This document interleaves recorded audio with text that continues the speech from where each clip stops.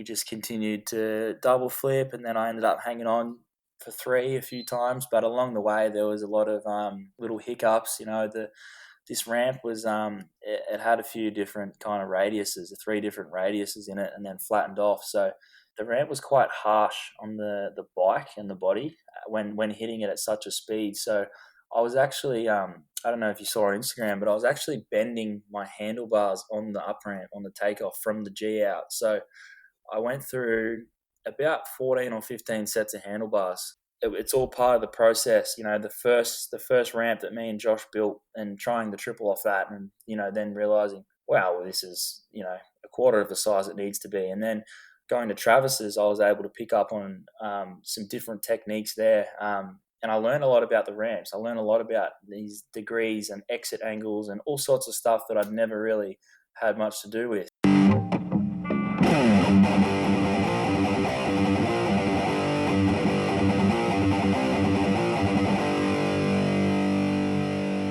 Hi and welcome to the Riders Lounge podcast. I'm Steve Sommerfeld, your tour guide on this journey to discover what the next generation of freestyle motocross riders are up to.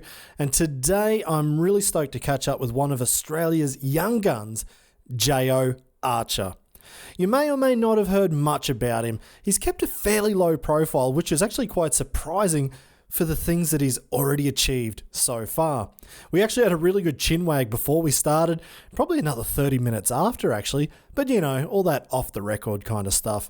But it was awesome to hear about his journey on working on the triple backflip, from building his own ramp with his own adjustments and measurements, trying to work out the exit angles where the ramp is almost vertical, and looking for more height out of the jump, different gaps, and anything else that will help him get that triple backflip sorted on a much smaller ramp than what Sheeny landed on 5 years ago. Only one person's ever landed the triple backflip, and Jayo Archer is going after it. So before you settle in for this episode, I have to let you know it is the longest podcast yet, but one of the most interesting. So you'll definitely want to make sure you've got yourself a few beers lined up and in the fridge ready to go. Right now here, it's actually minus 13 today, and I think they're talking about minus 17 tomorrow where I'm living in Germany, so I don't even need to use a fridge. I've just got my mixed box of Rothaus Tannen Zepfler beers outside, no need to waste space in the fridge.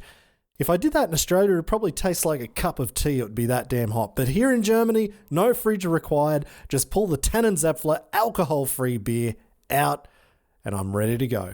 Also, a quick shout out to Spect Goggles for their support of this podcast as well, with some damn comfy goggles. I haven't had too many chances to ride with all the snow around at the moment, but if you're in a much nicer part of the world right now and looking for the right gear, I'll put a link to the goggles I'm wearing in the show description, and you can test them out for yourselves. Jayo has some huge plans, so let's see if we can extract some of those plans out of him in this interview and see what he's really up to. But I think you'll agree after listening to this interview with one of Australia's brightest stars that the low profile will probably be a thing of the past soon enough.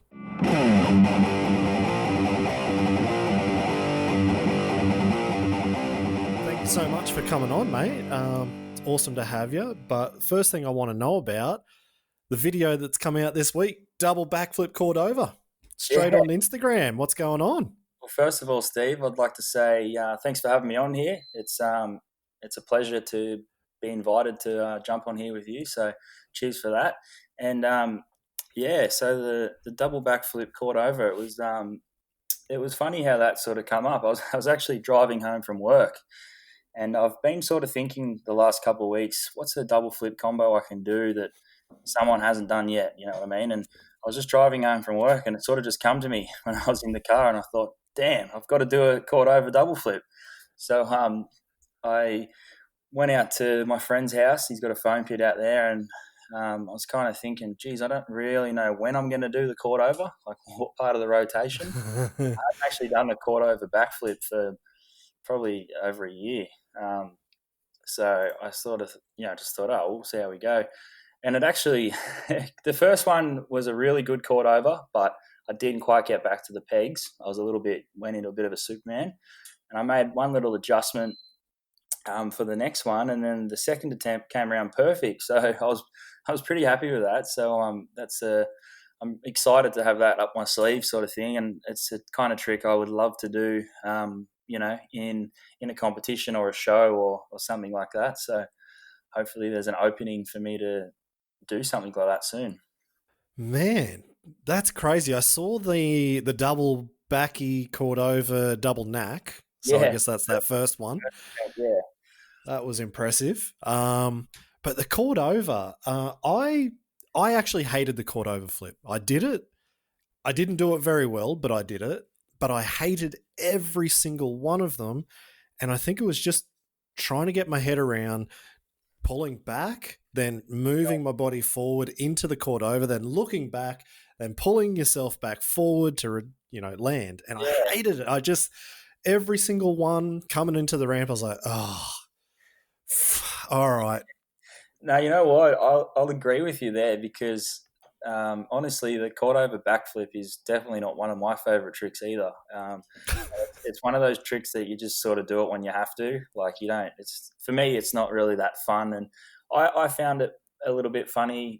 Pulling back and then, like you said, moving your momentum and your body weight to the front of the bike and getting through the handlebars. It was kind of a little bit of a funny flip trick, and also, I noticed it's pretty easy to over rotate. I've seen a lot of riders do that. So it was a bit of a fun Yeah. pull and everything. Whereas using the cord over in a double backflip, I must say it's very fun. And Really? I found it to be, maybe because it's a new trick and all that sort of stuff, but I found it to be really cool because as you sort of float the first flip around and you get that good snap through the handlebars and you're arced over, it's cool because you're able to, you're up so high and you're kind of looking out, seeing where you're going.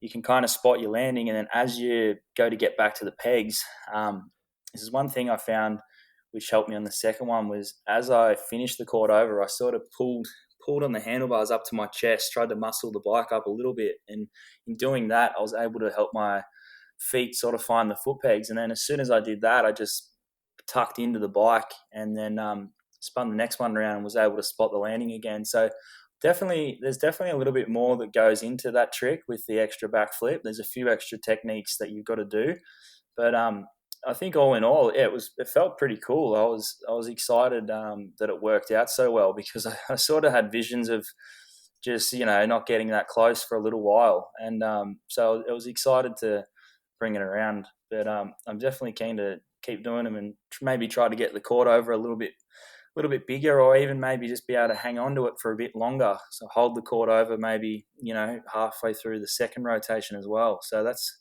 a couple little things Mate, to work on.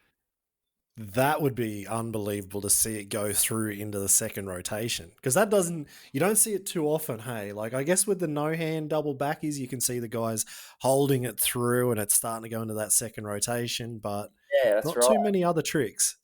Yeah, well, I don't think the cord over's been done yet. So I think we're still kind of, well, I'm still experimenting with how the trick can go. So I think the possibility to hang on to the trick for a bit longer into the second flip, I think it's definitely possible for sure. So I think next time I get a chance to get out and ride in the foam pit, that'll be something I work on definitely. Are you like, you said you were driving, you thought about it. Did you really visualize this trick, or was it just like, "Ah, I think I'm going to be in for a long slog of Um, smashing myself in the foam pit. I'll just try it." I just thought of it, and then that was kind of it. I just thought, all right, that's what I'll do. And then I didn't really think about it again until I got there and we, set the ramp up and all that sort of stuff. And then sort of as I was warming my bike up, I was just thinking in my head, yeah, when I was going to do it, which part of the rotation.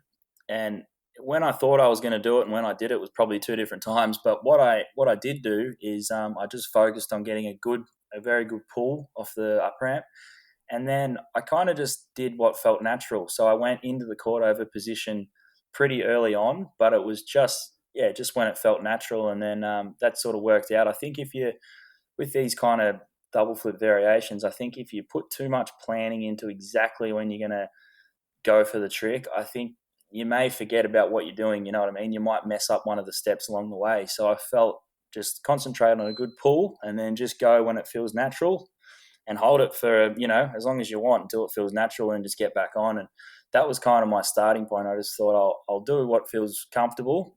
And then from there I can watch footage and kind of go back to the drawing board. But then luckily I didn't really have to do that. It just worked out. So I think I'll just do the same thing next time if I can remember.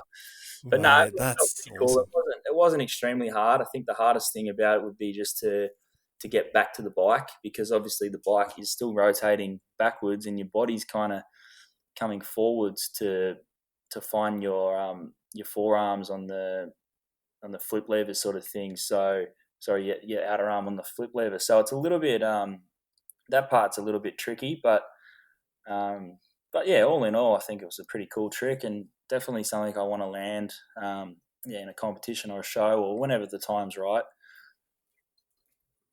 Well, I'm just thinking, when you did that, or when you said that about the getting your arms onto the flip levers, where do you run your flip levers? Are you really forward, or are you kind of straight Um, up and down on the bars, or where are your levers? I run just pretty, I'd say pretty central. Definitely not forward like some other guys like Sheeny and Clinton Moore. They have theirs Yeah. forward because of the massive ruler flips. But no, I would say mine are pretty average.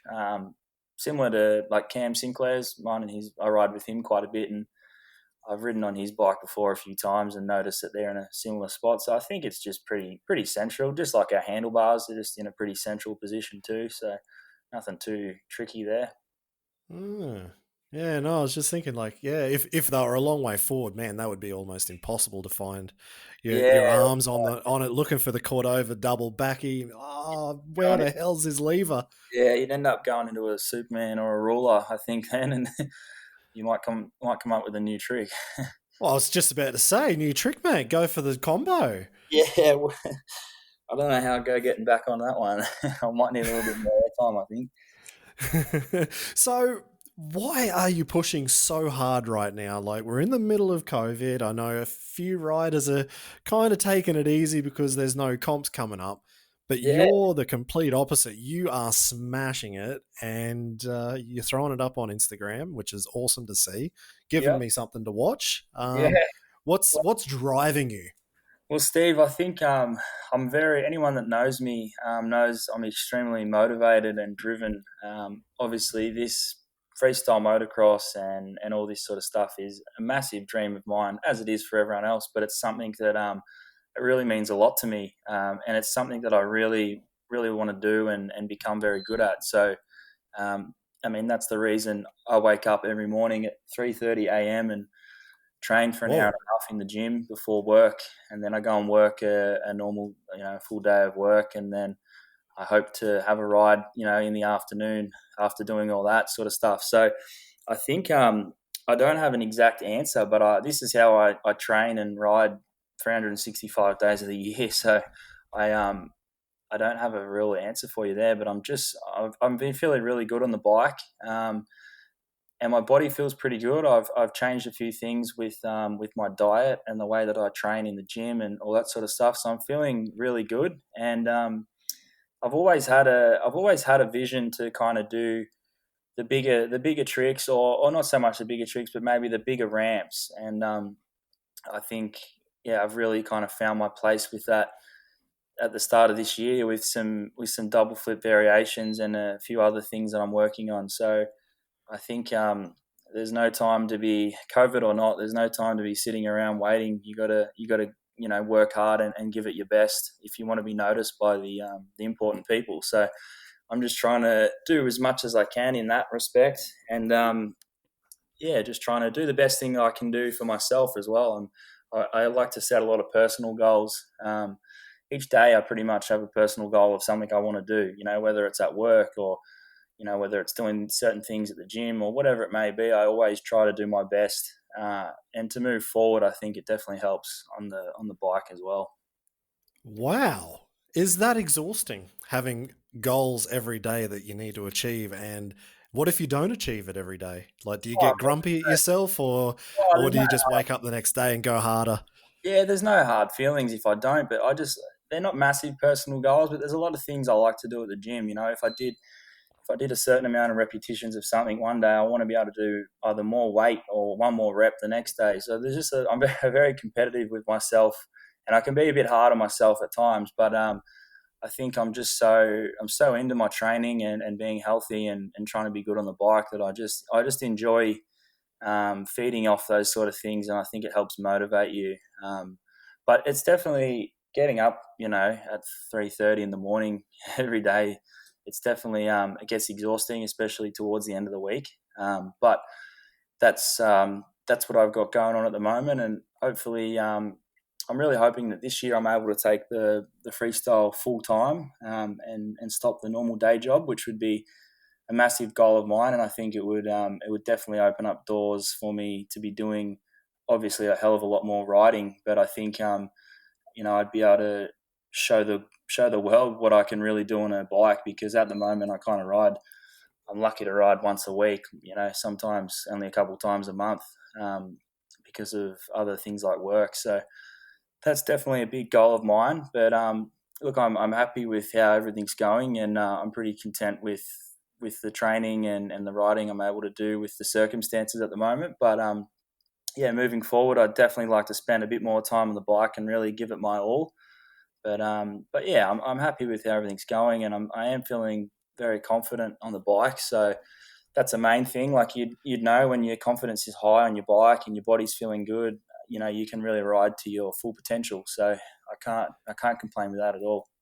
Mate, you are. I'm just thinking like back to when I was riding, and I would ride probably 4 to 5 times a week. Like I'd try and ride every day of the week if I could, and I'd probably do a couple of hours every day. Um, and it sounds like you're riding like let's say I'd probably ride 200 days a year, 250 days a year, probably more. Yep. Sounds like you're getting between 30 and 50 days a year if you're lucky. Yeah. and look at the tricks you're doing compared to the what Yeah. I was up to. Mate, imagine if you were riding as much as I was. You'd be Yeah. I mean, bloody killing it. Steve, that's my dream for sure.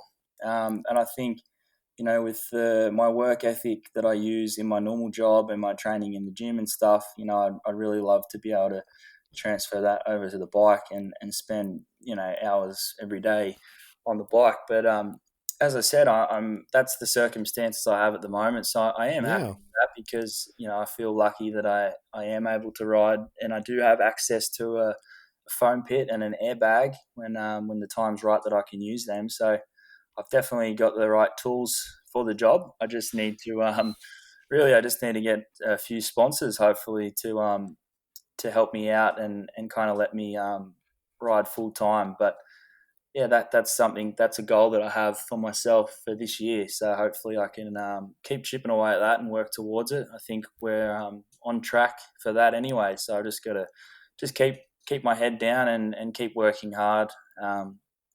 Towards that goal. Well, I do know a few people in good positions listen to this podcast. So if you're listening to it, you've just heard it from the man himself. He just needs a sponsorship or two.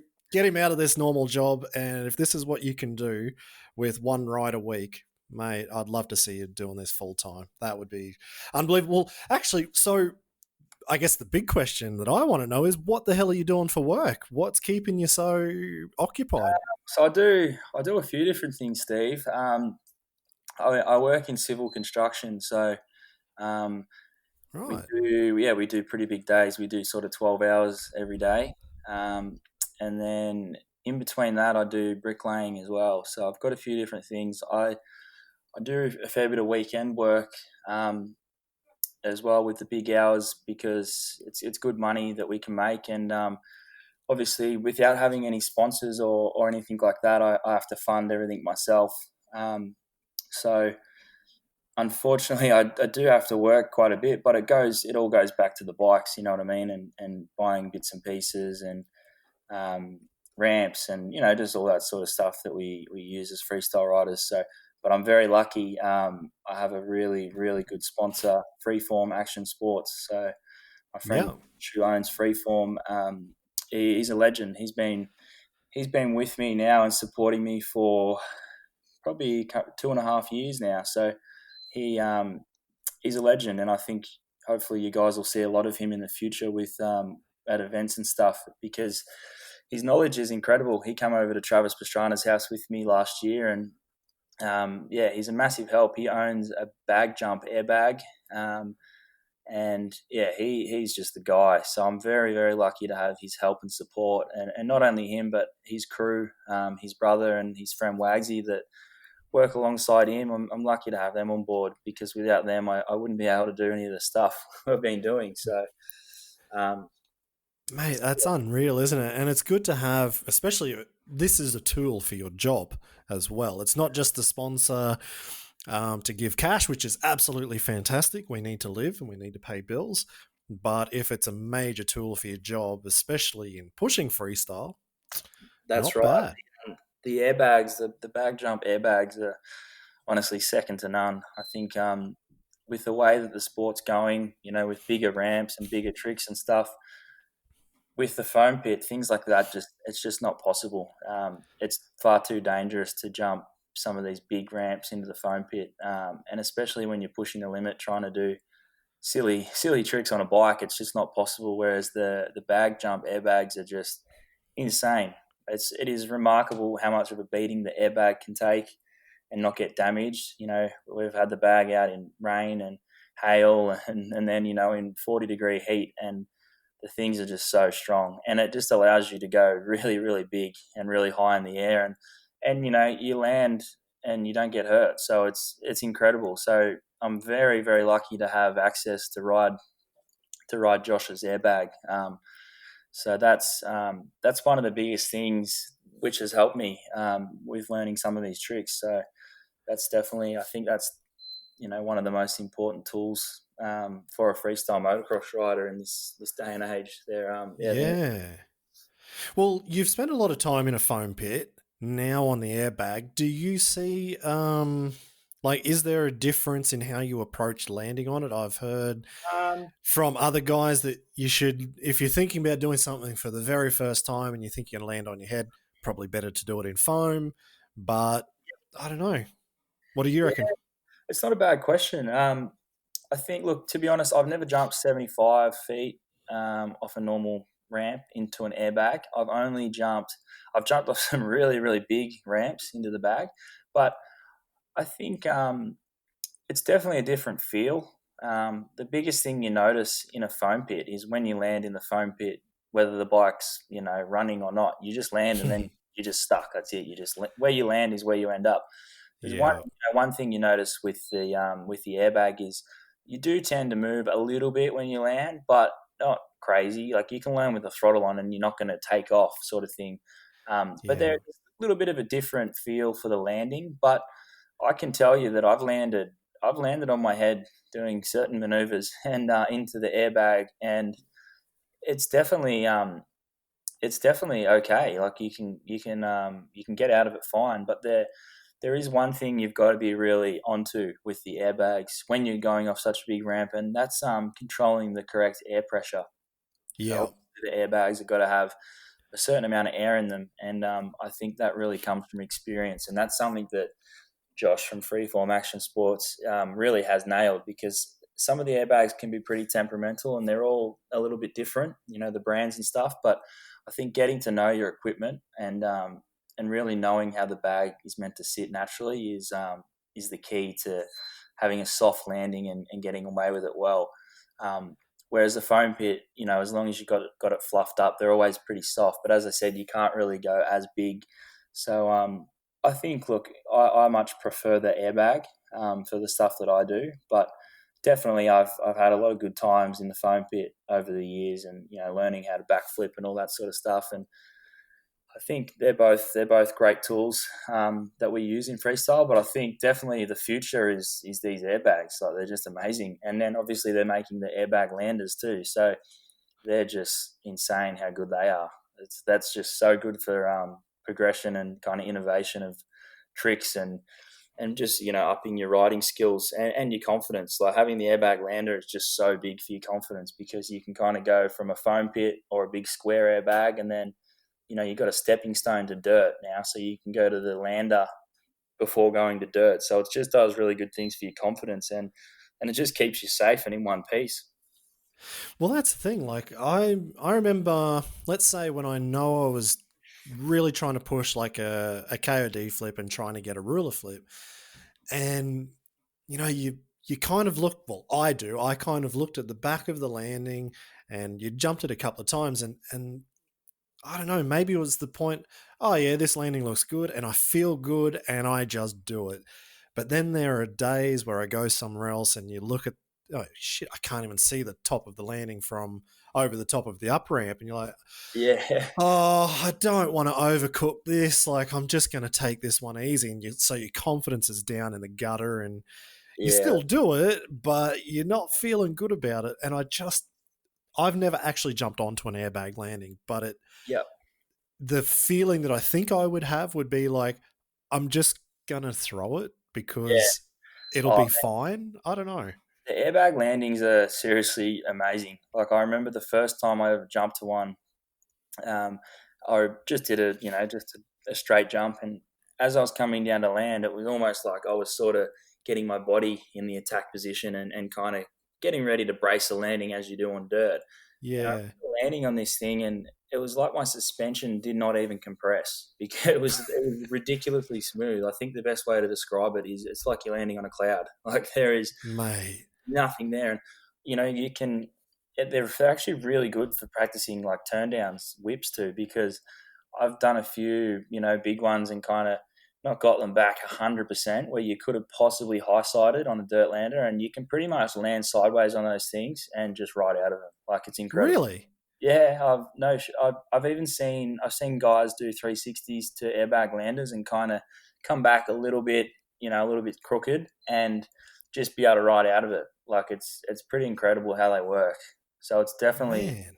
it's so good for your confidence. Oh, I could actually, like, you're making me want to go ride now because, Yeah, like, I only really, like, I never really did much with whips yeah, until, like, the last couple of years that I was riding. And then I was really getting into them. I thought I was Jared McNeil. I thought I was upside down and I thought I was doing turn downs like Tyler Wakeford, but that yeah, wasn't happening either. Um, because I was always thinking like if I'm coming in 45 degrees, this is gonna hurt. But yeah, sounds like there's a bit of confidence building there. Probably yeah. wouldn't be good going to dirt again. Yeah, no, they're good. And another thing which is awesome about them too is you can ride the thing all day. And sometimes if you have a big session riding to a dirt lander, towards the end of the day, you might be a little bit sore. Your arms or your legs or your back, like just because you've just been smashing it all day. Whereas on there, Tell me about yeah, it. another thing which is really awesome about the bag lander, you can just keep landing, and because you're going so smooth and your suspension, as I said, is barely compressing, like the lander is taking everything. So you can have a massive day riding that in heat and everything, and you just feel fine towards the end of the day. So that's another thing which is really cool about them. I'm sure you could ride them 5 days a week, and you'd just be you'd be sweet. So that's definitely a cool thing as well. Do you reckon they've got the durability to be ridden 5 days a week, every week for years I on end? Like, think so, man, because when I was at Travis's house, he has the bag jump, the big square airbag that you practice into, and I think he's had his was the first one I think ever that the bag jump got. So I'm pretty sure yeah, he's had his for like 8 years or something.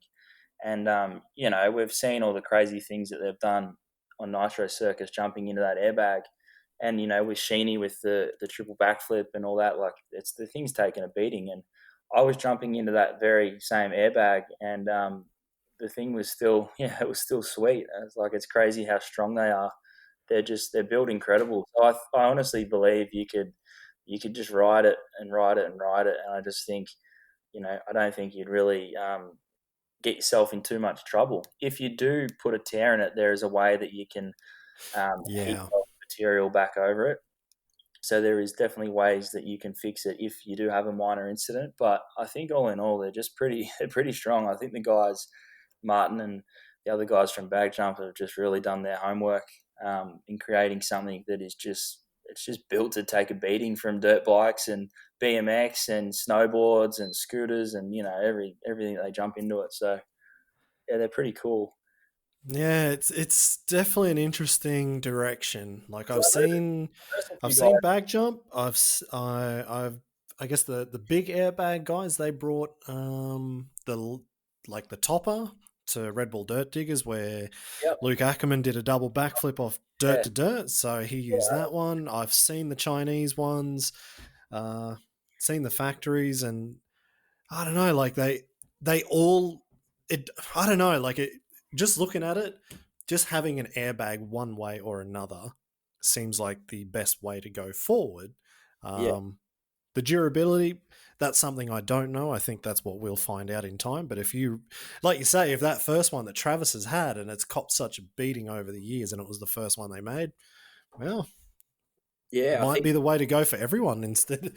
Yeah. Like I know there's a guy in England, and he's got a dirt landing that he built, um, and then the council came and told him, no, you can't have any dirt over 1 meter high, otherwise it's classed as major works. So Yeah. now he has to rip down his dirt landing. So instead, he's like, okay, well then I'll go buy an airbag. Yeah. Perfect. Solved the problem straight away. Like blow it That, up, ride it, let it down. You're not upsetting any neighbors. You're not upsetting the council.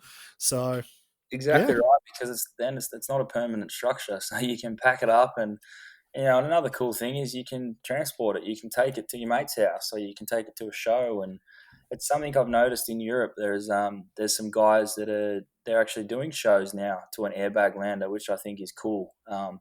It's definitely safer than going to a portable FMX truck, and I think it will make for better. It'll just make for better riding, because I can tell you that I've jumped to the airbag lander when it's been crazy wind. I've jumped to it when it's been just starting to sprinkle with some rain, and I can tell you that you do still ride normal, because when you're coming into the ramp to the airbag lander and there's a bit of wind, you kind of don't second guess it. You just go as per usual, yeah. because you just know that you're safe.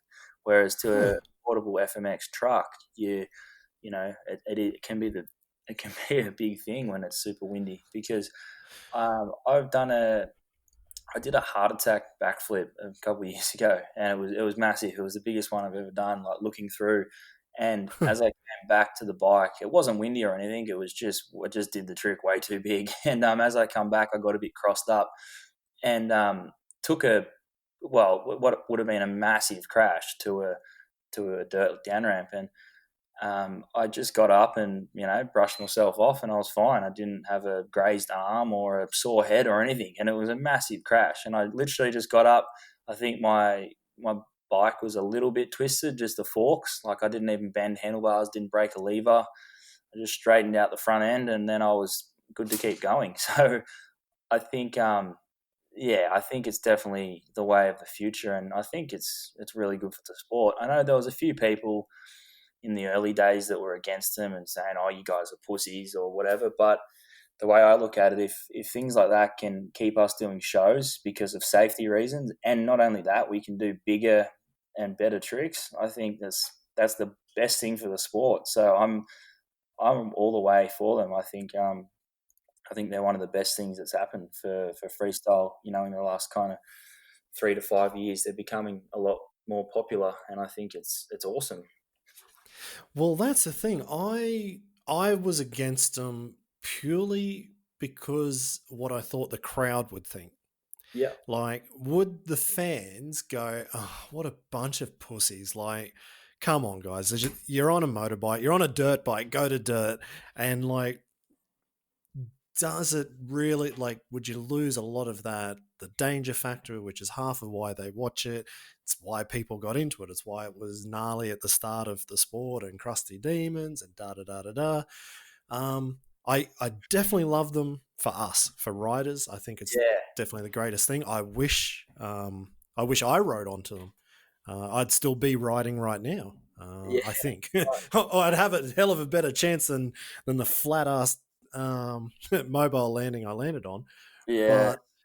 But I think, like, when I look at it, Nitro and Travis, like, they've done the hard work. They've put the airbags out there, and potentially we're going to get like, everyone not turning up to the next year's shows going, what a bunch of pussies. But they've been doing it for like 5 years, 6 years, 7 years, whatever, however many years with an airbag now. Yeah. And people still keep coming back.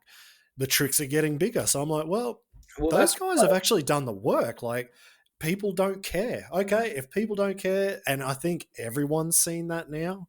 So it's like, okay, let's stop killing ourselves. yeah. I And mean, we can go bigger.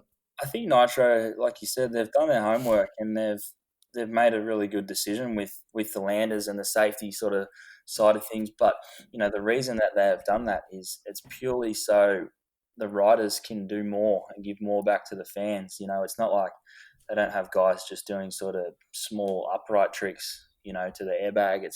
It allows people like Sheeny to do the massive double backflip variations and all that sort of stuff. And, when you're doing a tour like Nitro Circus, you might be doing 2 or 3 shows per week.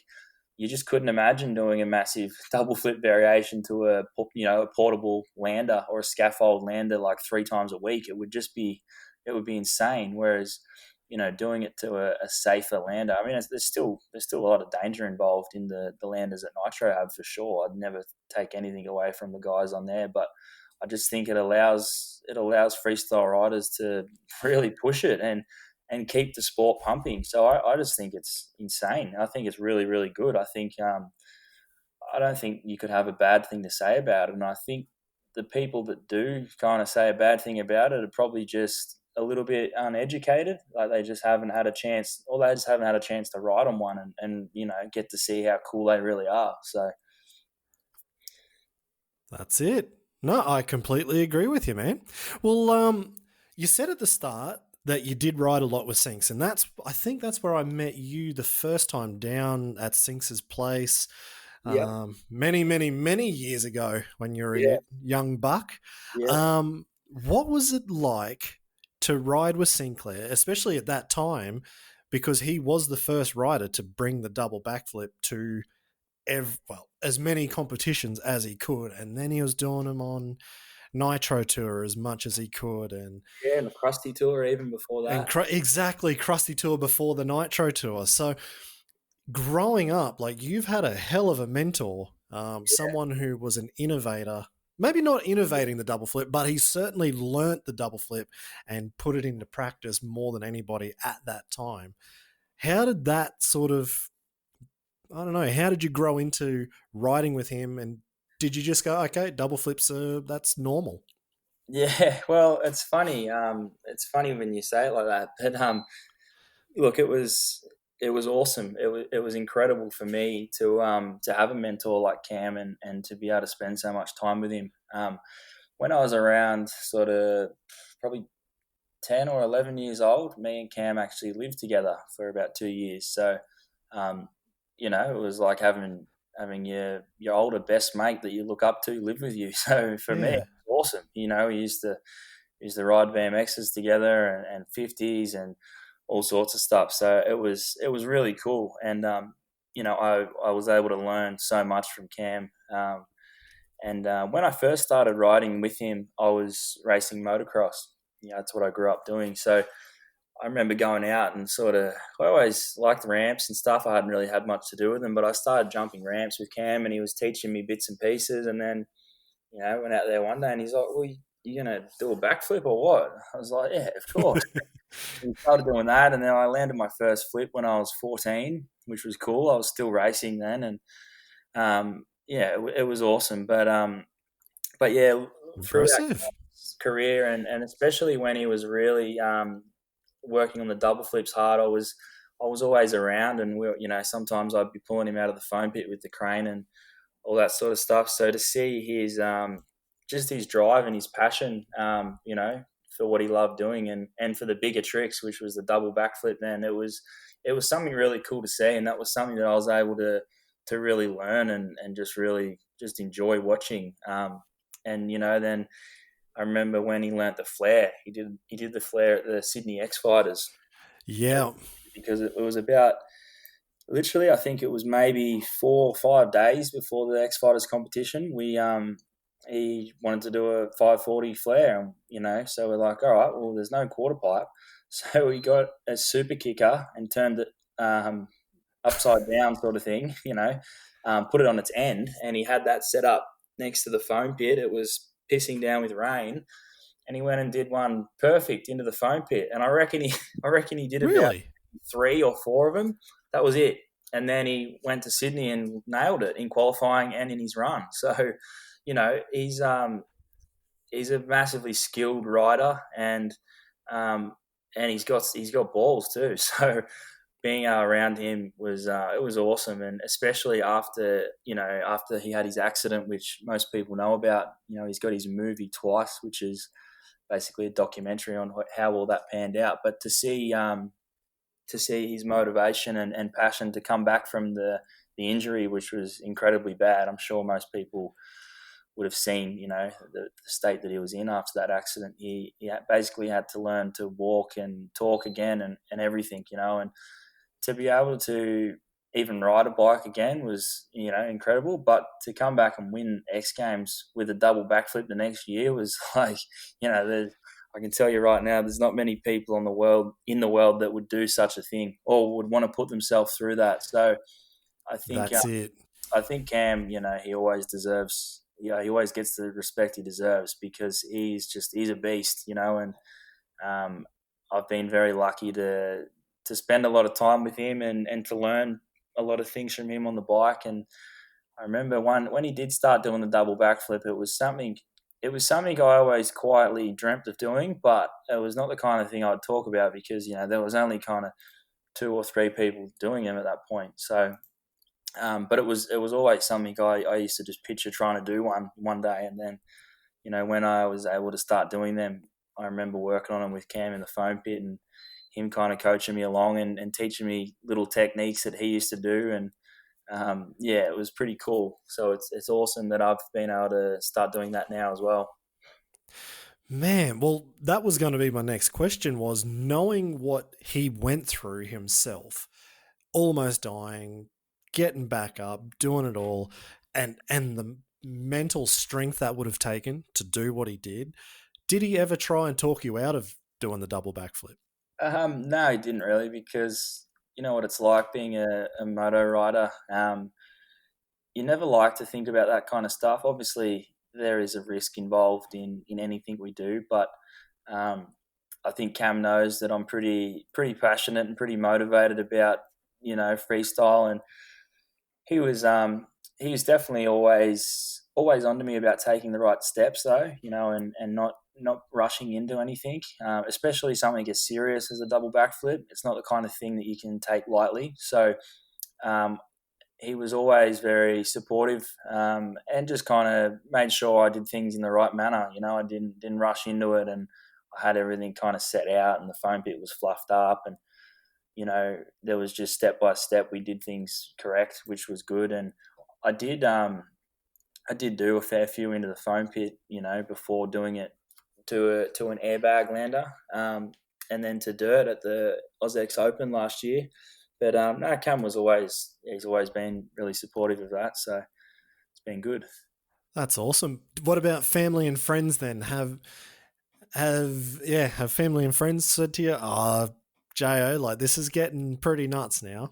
Tell you, none of my family. I'm extremely lucky. My family, they're awesome. They're so supportive, and they always listen to the crazy, silly things I want to do or plan on doing.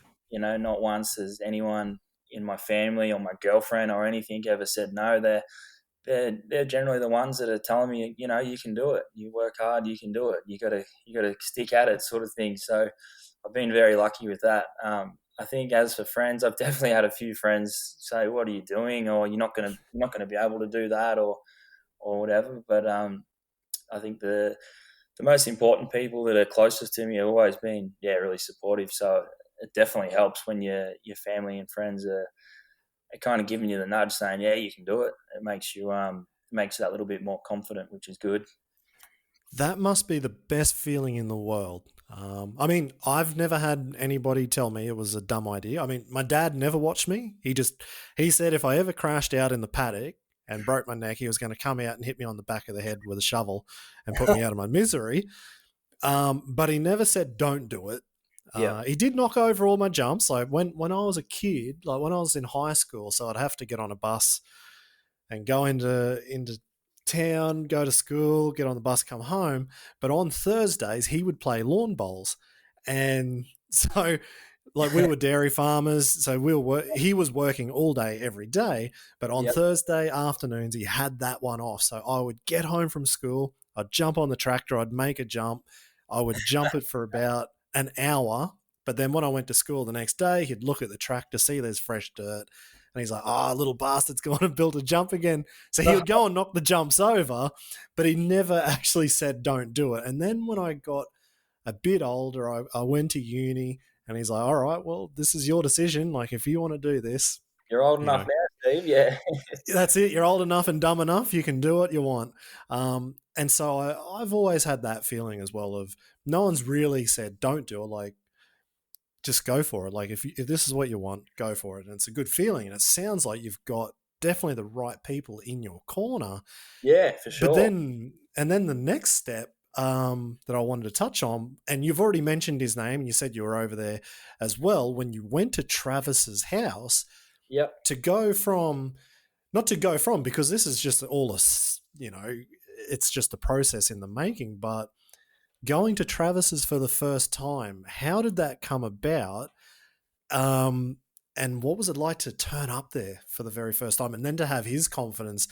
Yeah. I've seen him tell people who probably shouldn't be jumping into a foam pit to jump in there. But obviously you've got the skills. So how was that? No, well, it was such a good experience. But I'll start with how it kind of all kicked off. It's a funny story.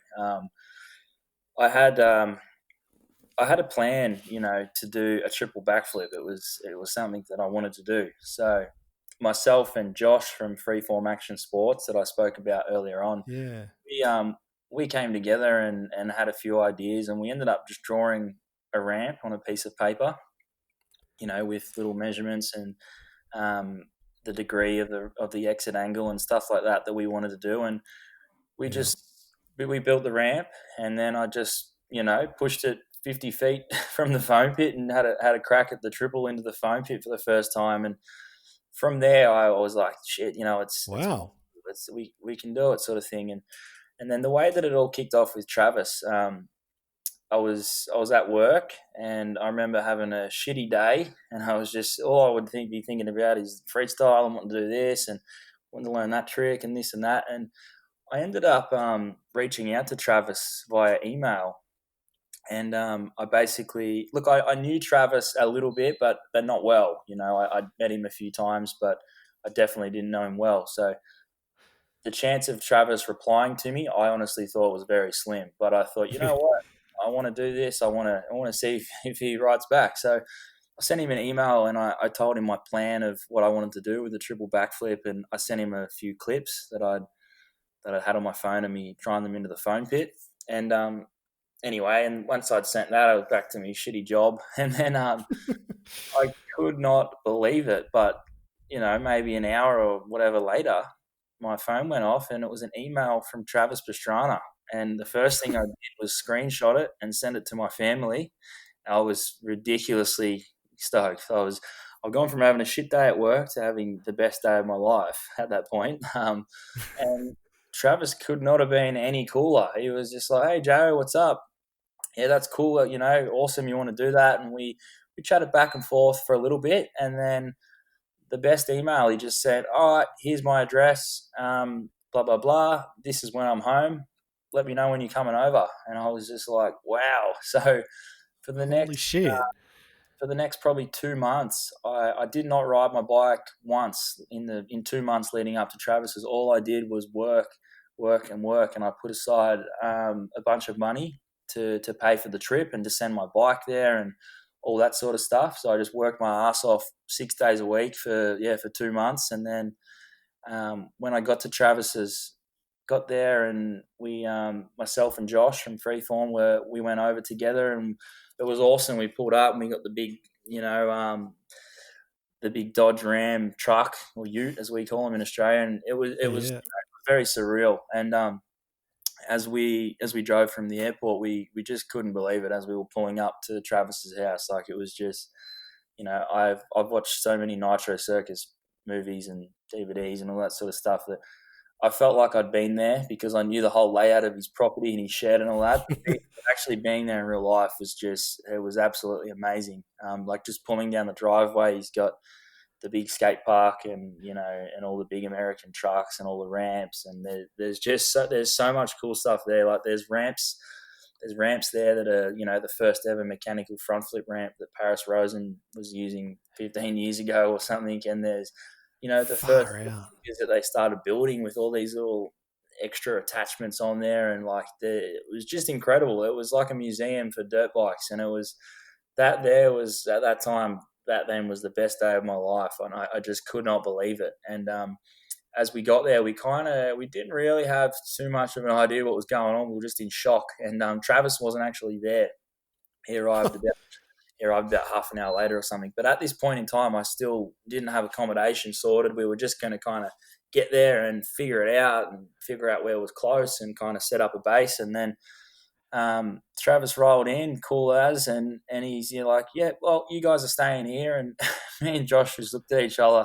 We were just like, is this really happening? Like, this is just the best thing in my whole life. I just couldn't believe it. So Travis was just so cool to be around and so helpful. There was not one point where he wasn't trying to help me with if I needed bike parts or anything. We were going out and having lunch together and riding his Harleys, and it was just the best experience ever. And anyway, and when I got there, I didn't actually know which ramp I'd be jumping off or anything. So this last 2 months of working hard and saving up money, I just knew not riding. Yeah, not riding. I knew I was going there, and I just wanted to do a triple flip. I just thought it's that simple. So I hadn't figured out what ramp I was going to use or anything. And before Travis arrived, when we first got there, me and Josh were just kind of walking around the property and checking it out. And I saw a massive ramp, and I thought, well, that must be the one I'm jumping. It was just this ramp up in the woods, just next to a bunch of trees. And I was looking at it, and I'm like, well, it looks pretty scary, but that's got to be it. I'm like, all right, I'm in. But then it turns out that ramp I thought I was jumping was actually Jed Milden's quad backflip ramp. Oh, yeah. Probably wouldn't want to jump that on a freestyle bike because the thing was it was about 500 mil wide. It was tiny. But no way. It was tiny. It was huge. It was extremely tall and steep. But no, the ramp I was actually jumping was a little bit further up in the woods in 3 pieces, and we ended up pulling that down the other side of the property to where the airbag is, and we had help from Travis Pastrana, which was helpful to build it all up. It was massive, big 3-piece ramp. So we had that set up, and then the first day I rode, actually, it was just me and Josh. There was no Travis or no one around, so kind of just had this big ramp there that no one except for Travis has hit, and I didn't really know what distance to put it at or what gear to hit it in or any of that sort of stuff. So it was really cool though. That's something that I really like, that feeling of being a bit uncomfortable, you know what I mean, and not really knowing, like, trusting yourself. But I really love that aspect of having to plan things out and just give it everything, you know what I mean. So we set the ramp at, I think, 55 feet distance, and then got over that, and then I was just double flipping it, and then from there we just continued to double flip, and then I ended up hanging on for 3 a few times, but along the way there was a lot of little hiccups. This ramp was it had a few different kind of radiuses, 3 different radiuses in it, and then flattened off, so it was quite the ramp was quite harsh on the bike and the body when hitting it at such a speed. So I was actually, I don't know if you saw on Instagram, but I was actually bending my handlebars on the up ramp, on the takeoff from the G out. So I went through about 14 or 15 sets of handlebars. No way. Yeah, which was crazy because, Whoa. as I said, I was bending the throttle side, so the right-hand side, I was bending that down pretty much every jump on the up ramp. So one time it bent really, really bad, and I ended up going off sideways and did like a double backflip 360 and then had to eject from the bike. But so there was a few little hiccups like that along the way, but I think it's all part of the process. The first ramp that me and Josh built and trying the triple off that, and then realizing, wow, well, this is a quarter of the size it needs to be, and then going to Travis's, I was able to pick up on some different techniques there. And I learned a lot about the ramps. I learned a lot about these degrees and exit angles and all sorts of stuff that I'd never really had much to do with. So it was the most amazing trip, and it was something that I'll never forget and I'll always appreciate so much. But it was also really good to learn different things about the ramp and the bike and speed and the airbag. We learned a lot about the air pressures and stuff there. So I think moving forward, I've been able to take on the knowledge that I got there, and I've been able to use that in my riding today. And it's been really cool to kind of to piece a few different things together off different ramps, and as I said, different techniques and different throttle control. And I think it's really helped me with some things that I'm doing now. So I've got some pretty cool stuff I'm working on at the moment with Nitro Circus. Unfortunately, I'm not really allowed to talk about it just yet because it's just it's like the pre-work, so we're sort of just working on it all. But when the time's right, myself and Nitro Circus will release that on social media. So I'm really excited to show everyone what we got going on. But it's been a really cool run, and look, none of this would have happened if it wasn't for my friend Josh and for Travis. So I can't thank those two guys enough for allowing me to go over there and just to show my skill and just to show my balls that I wanted to do the triple flip, because not that many people really want to do it. But I've got to be so thankful for the help I've had from those guys. And I think I think from here it's only the beginning. I think there's a lot more to come from me, and hopefully I can show everyone that this year. Well, I think when you went over to Travis's to try the triple, at that point, were you only the next rider after Sheeny to attempt it? I'm trying to remember back. Like, this is a couple of years ago now. Yeah, Maybe so my I memory's was wrong. the second person. I mean, Travis played around with the triple for a bit, but it was Sheeny ended up taking the reign and doing that. So, but yes, I was the second rider to have a go at that, and I was pretty satisfied with how I went there, because I think all up I only got to do about 15 attempts, and I did end up spinning one around. So it was an under rotate, but I did spin 3 backflips around. So I was pretty happy with how that went. But yeah, as I said, it's not a trick that many people want to mess with, but for some reason it's something that I'm super motivated, and it's just something I think of on a daily basis. Pretty much all day. I'm always thinking, how can I improve this, or what can I do to my bike, or it's always on my mind, and it's definitely something that I'm very passionate about, and I can't wait to land the thing. But it's one of those tricks that you can't expect to learn, in a week or a month even. There's a lot of different ways, a lot of different things you got to think about, and I think the biggest thing with the triple backflip is it's quite easy to over rotate a double backflip, or even to get 2.5. But in order to get that last half a rotation to make 3 is incredibly hard.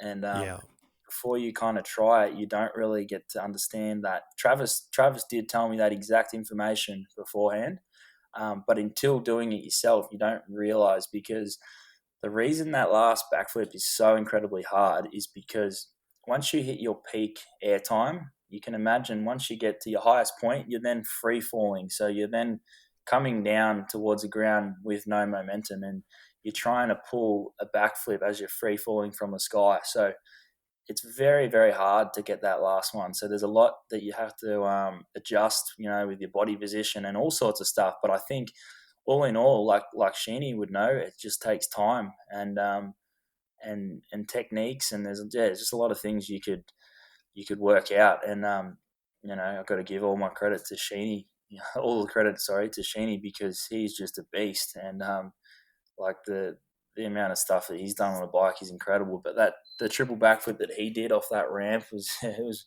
crazy. I went and had a look at the setup. The ramp wasn't there that he used, but the landing and everything was there at Travis's house, and yeah, it was crazy. He was coming flat out on a 450 out of the woods and just going massive. So yeah, I couldn't believe. I remember looking at my phone and seeing it on social media when that came out, and I just couldn't believe it.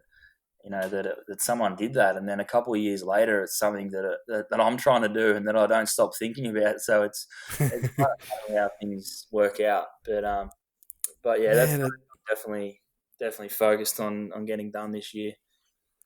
absolutely unreal. How long were you there for at Travis's that time? I was at Travis's house for around 2 weeks, but I had there was a few complications. So my bike turned up about a week late. Um, Perfect. so I might have been there just over 2 weeks, but yeah, I lost about 7 days, and then it ended up arriving in the wrong airport. It was meant to go to Baltimore, and it went to New York. So Oh, ended up, yeah, so something stuffed up. The guy stuffed me over a fair bit, and speaking of that, the bike's actually stuck there. I can't get it home.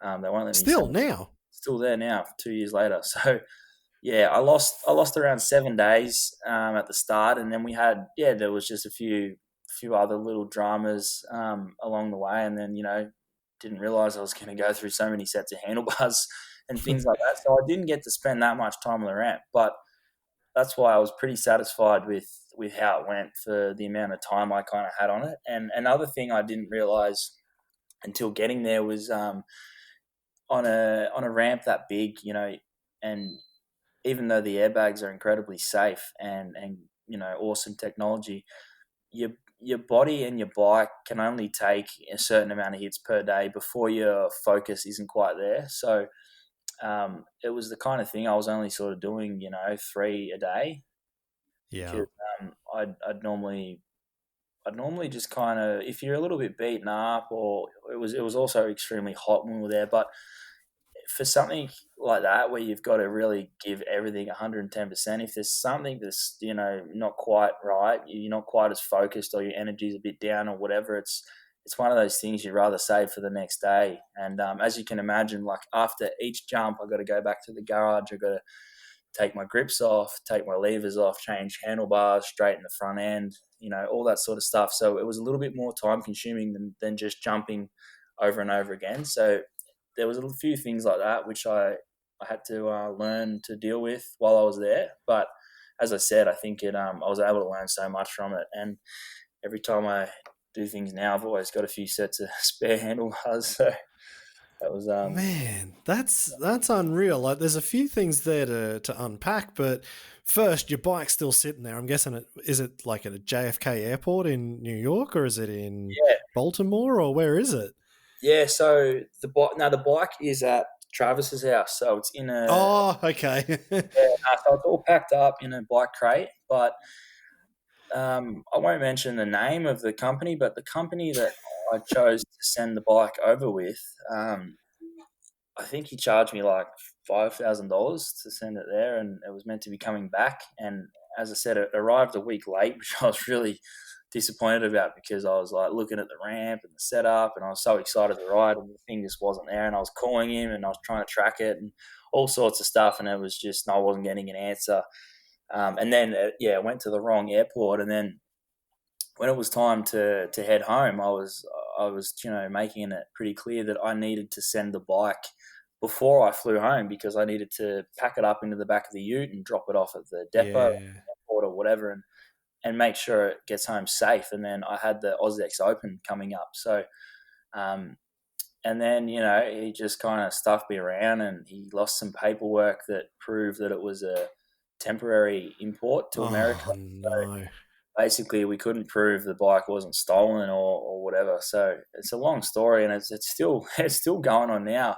But it was a shame, yeah, because when I got home, I obviously didn't have a bike, and then I ended up so that bike was a KTM 450, 2018 model. That one was. And when I got home, I was trying to chase up a bike to compete in the AusX Open on and do my first double to dirt there. So unfortunately, I'd spent about $25,000 Australian on that trip to Travis's. So Holy shit. yeah, so I didn't then have a hell of a lot of money to I'm just a tradie here in Australia. I didn't have that much money. I had money, but I couldn't go and spend $13,000 on a bike in case the other bike, turned up a week later, sort of thing.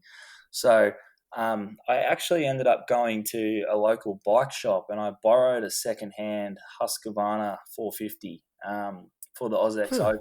So I ended up doing the first double flip on a Husky. It had about 110 hours on it. So it was a little bit older than my bike, but it was actually a great bike. So that was what I did the first double flip on, and then after that I gave the bike back, and then my brother Ryan, he ended up buying me a KTM 450. So that's the bike that I'm riding now. And then I just purchased another bike, so I got two KTMs now, and then wow, the other bike, which is still at Travis's house, maybe for another time when I'm back over there. mate, that's unreal. That's so crazy. Like, my next thing was wondering what the hell you did for 7 days, looking at the ramp you're about to hit, and if you were shitting yourself, or Yeah, if you got into shenanigans with Travis, because every Nitro video he's always up to something. yeah, So, no. I think no, I was really focused on what I was doing, so I wasn't. I'd been thinking about doing that trick for already quite a long time, and been working hard to get there. So I was pretty focused on what I was doing. So I think that first 7 days, I kind of was just going to the gym and checking out the town and all that sort of stuff. But I wasn't riding the 110s or BMXs or anything like that because I was too focused on what I was doing. I didn't want to do something silly and get hurt on something else. So I did check out the ramp a fair bit, and we kind of got it all set in place and roughly where we wanted it. And then I just had to play the waiting game.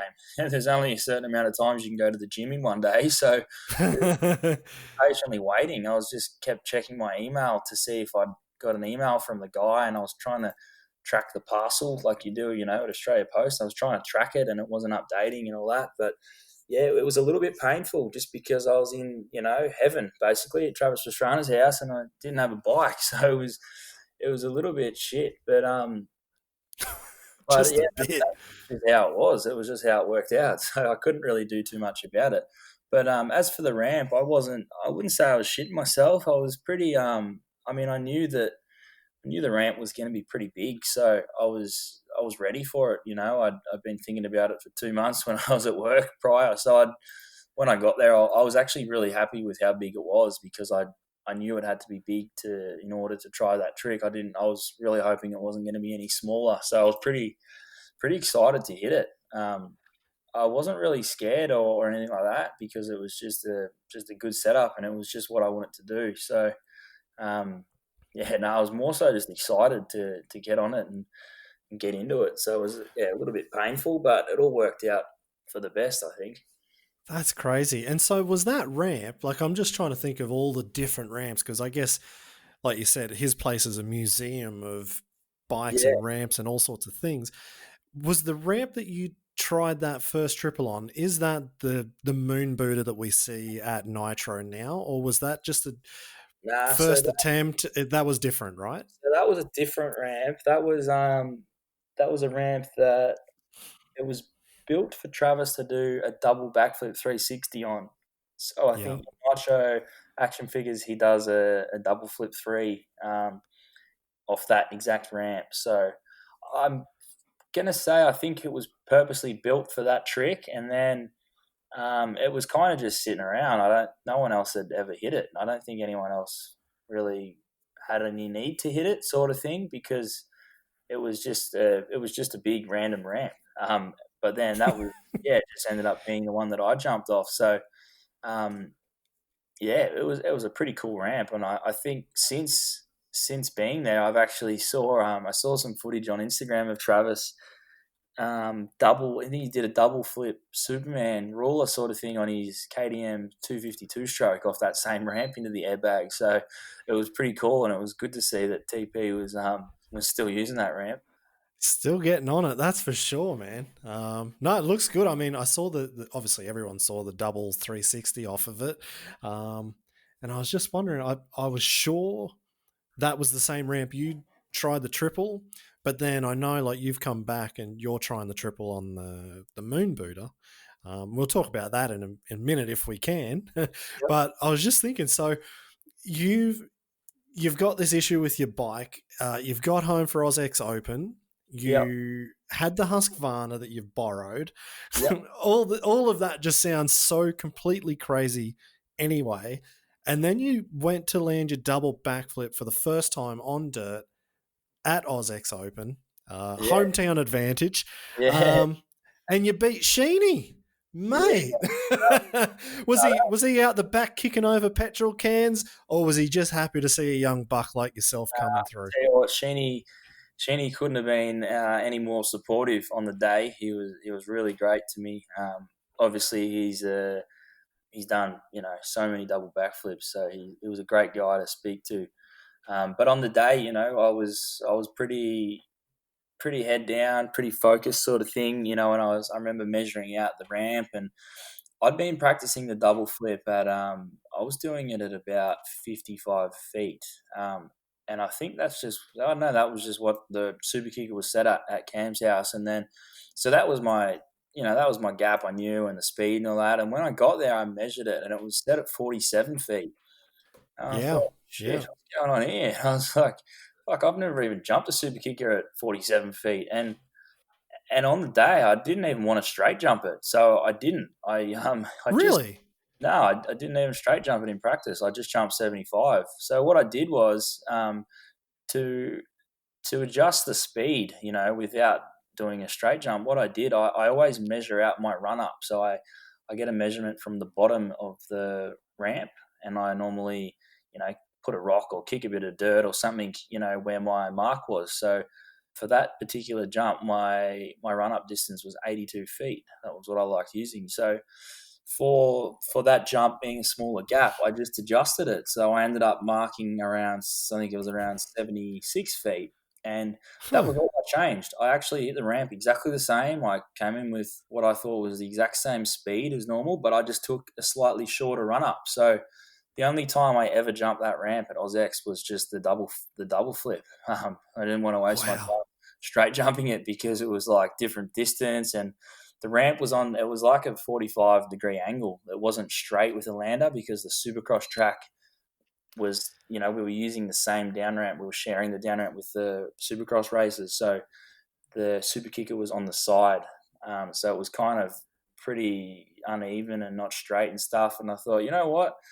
I'll just do the double flip when I need to, when the crowd's there and in the competition. So I didn't waste my time jumping it in practice. I just did, just jumped off the 75, because there was also the best whip competition there. So I just had a lot of fun playing around with that. But yeah, that was where Sheeny was really supportive, and he just said to me throughout the day, throughout practice, he goes, look, if you need any info, or you want to ask anything about the double flip or whatever, he goes, just let me know, because I know how fucking scary the first one was that I did. So he was really cool with how that went, and then even afterwards, he was really really happy for me, which meant a lot to me. So it was that was a really cool event. I think the boys at AME, Adam Bailey and Sando, they did such a great job with that event, and I'm really spewing that we weren't able to do it last year because of the COVID thing, but I'm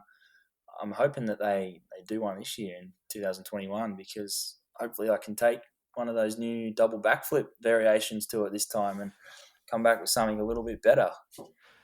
Mate, that would be unreal. It's an awesome event. Like you said, that Bailey and Sando, they got that up and running, and like that is a world class event now. Yeah, And Sheeny's just a world class human. yeah, that's right. Like what you said, like he is one of the nicest, most humble guys in the world, Sure but he is. does the craziest tricks in the world. And and that's the best Yeah, thing. it's cool. That's the best thing. What you see is what you get. He's I find it very very cool when a person is super nice to anyone they meet, regardless of their job or their talent or whatever. Like Sheeny, he's just a genuinely nice dude, and he has time for anyone, which is amazing. And as I said on the day, he was really good to me, and yeah, he's a legend of a bloke. And then you look at the stuff he can do on a dirt bike, and you just think, wow, this guy's crazy. Absolutely. Actually, it was really cool. So about a week before we went into lockdowns last year, I think it's February 21, 22, we had Night of the Jumps in Berlin. So that's like their big event, hometown event. And Sheeny came over, and it was the first time I had Sheeny and Night of the Jumps in like 7 years or something. And it was just cool. Like everyone that had met him 7 years earlier, like, oh, hey, how you going? And he remembered everyone. Yeah, But I just remember, like, it was in the back. Like I was just walking around, just checking to make sure all the riders had what they needed or ramps are in place and whatever. And I just saw him out, in the tunnels, and just like the normal punters whoever had VIP access, would just walk past, and they knew who it was, and they didn't want to approach him. They didn't want to say anything, and he just leaned in. He's like, "Hey, how you going? yeah, What are you up to? What do you reckon about tonight?" And he just like everyone just loved it. And so I sat back and I just watched it, and you know he would then go off and get on his bike, put his helmet on, do his thing. But then to see the people turn around with like the biggest smiles on their faces, and then watching them walk through the tunnel talking about, holy shit, like he's one of the best riders in the world, and he had time for us, and he asked us yeah, what we are doing and what we feel like. yeah, exactly, And that's the kind of person you want to have at every event. Like that's the kind of people you want to be around. And exactly I know right. it doesn't happen all the time. I know a lot of people have a lot of stress in what we do, but that's the one thing that really shines. That's right. And Sheeny's always been like that, and same with a lot of other riders. But I think for as easy as it is to take a few seconds out of your day to chat with someone, you just think for that person you're talking to, that could make their day.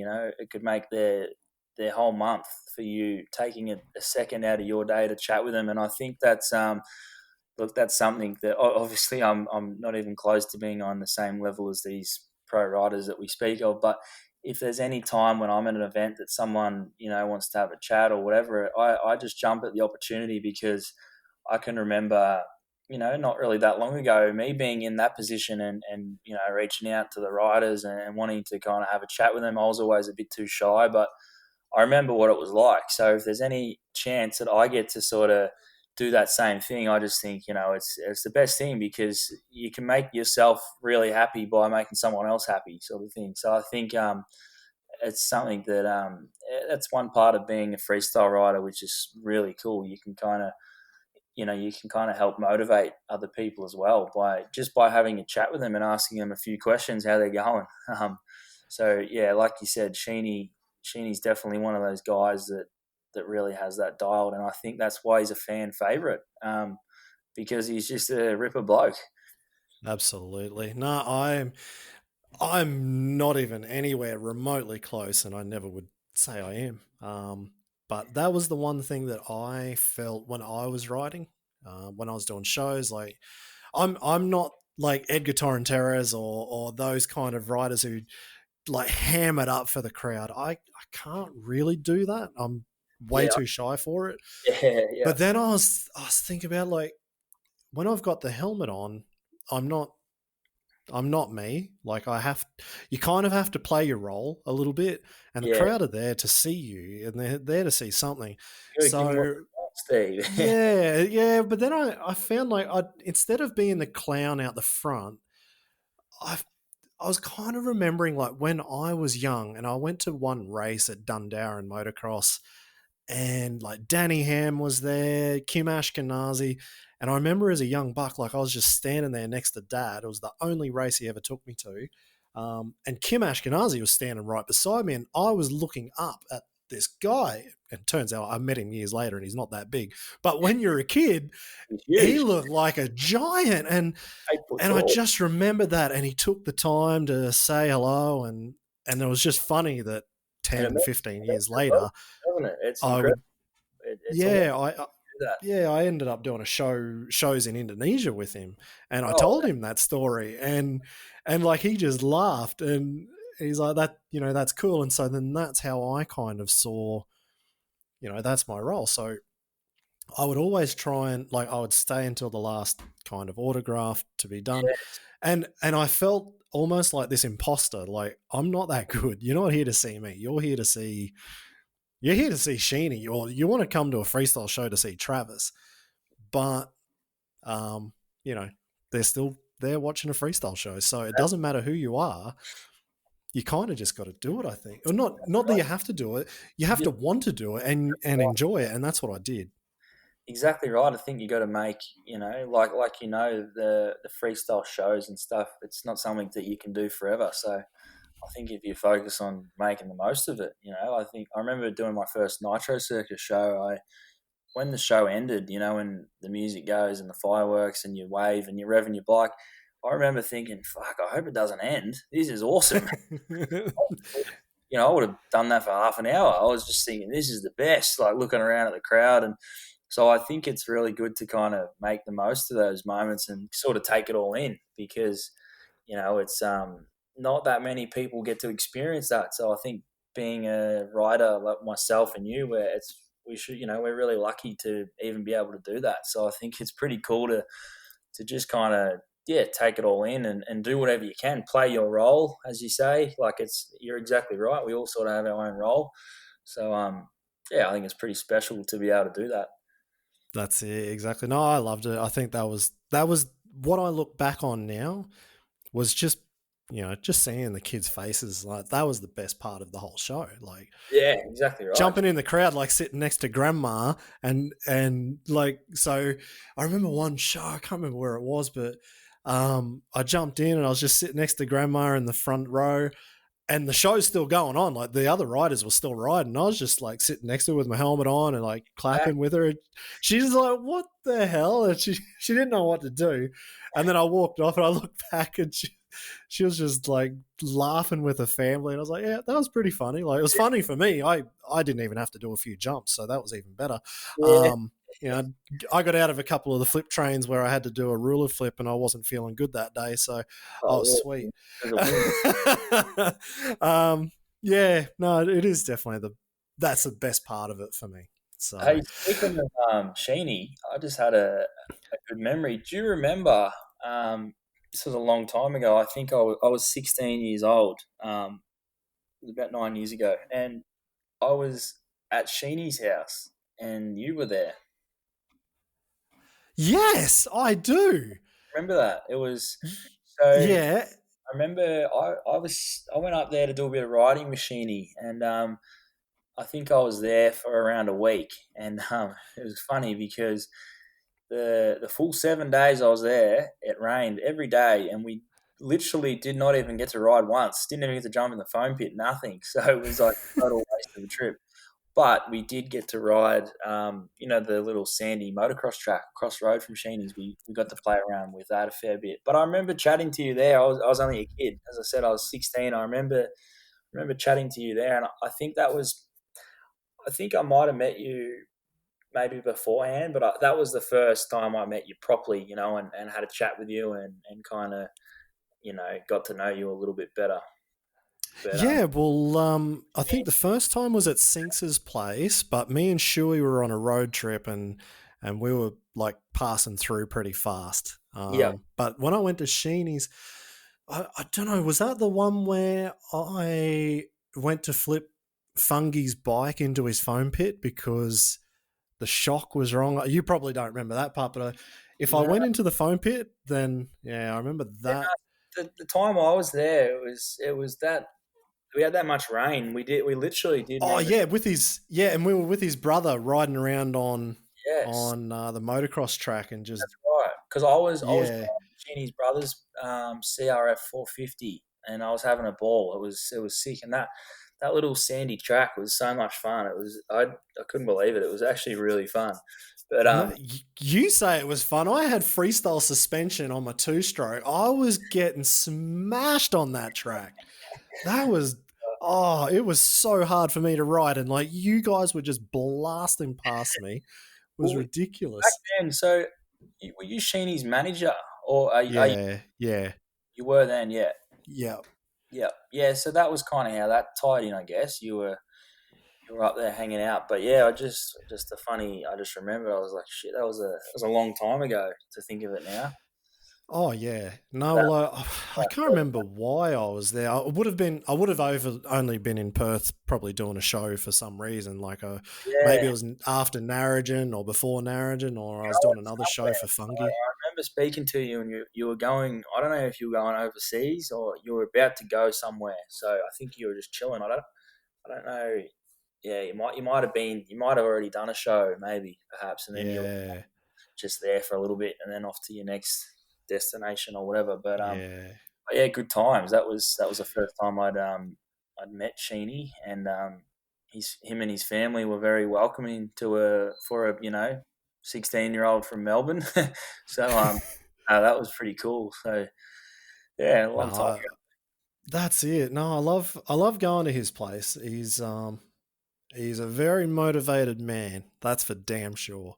ago. Sure is. Um, Yeah. Definitely pushed me to do things I didn't want to do when Well, I I tell was you, there. But you can't get to where Josh is without being, very dedicated and strict with what you do and what you don't do and all that sort of stuff. I think you just couldn't have accomplished any of the things he's done if you were, too laid back or you couldn't be bothered training or whatever. So, props to Sheeny for being a beast on and off the bike.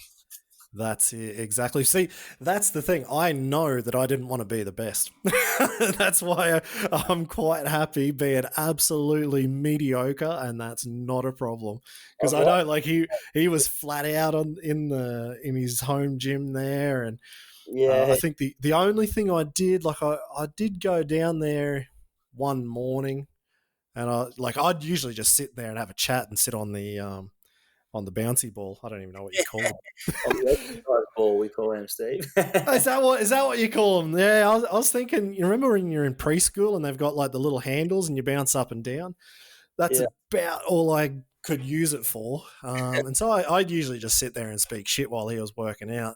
I remember he had the rowing machine set up, and he's like, "Right, well, everyone that comes here, we have the rowing machine challenge. I can't remember what you had to get to." And I actually did reasonably well. And I think you had to do whatever it was, you had to be as fast as you could be in 1 minute. So yeah, I gave like my biggest minute ever in exercise. yeah. And I actually surprised him. And his old man came down and he's like, "No, you didn't." I was like, "Yeah, I did." He goes, "You?" Yeah.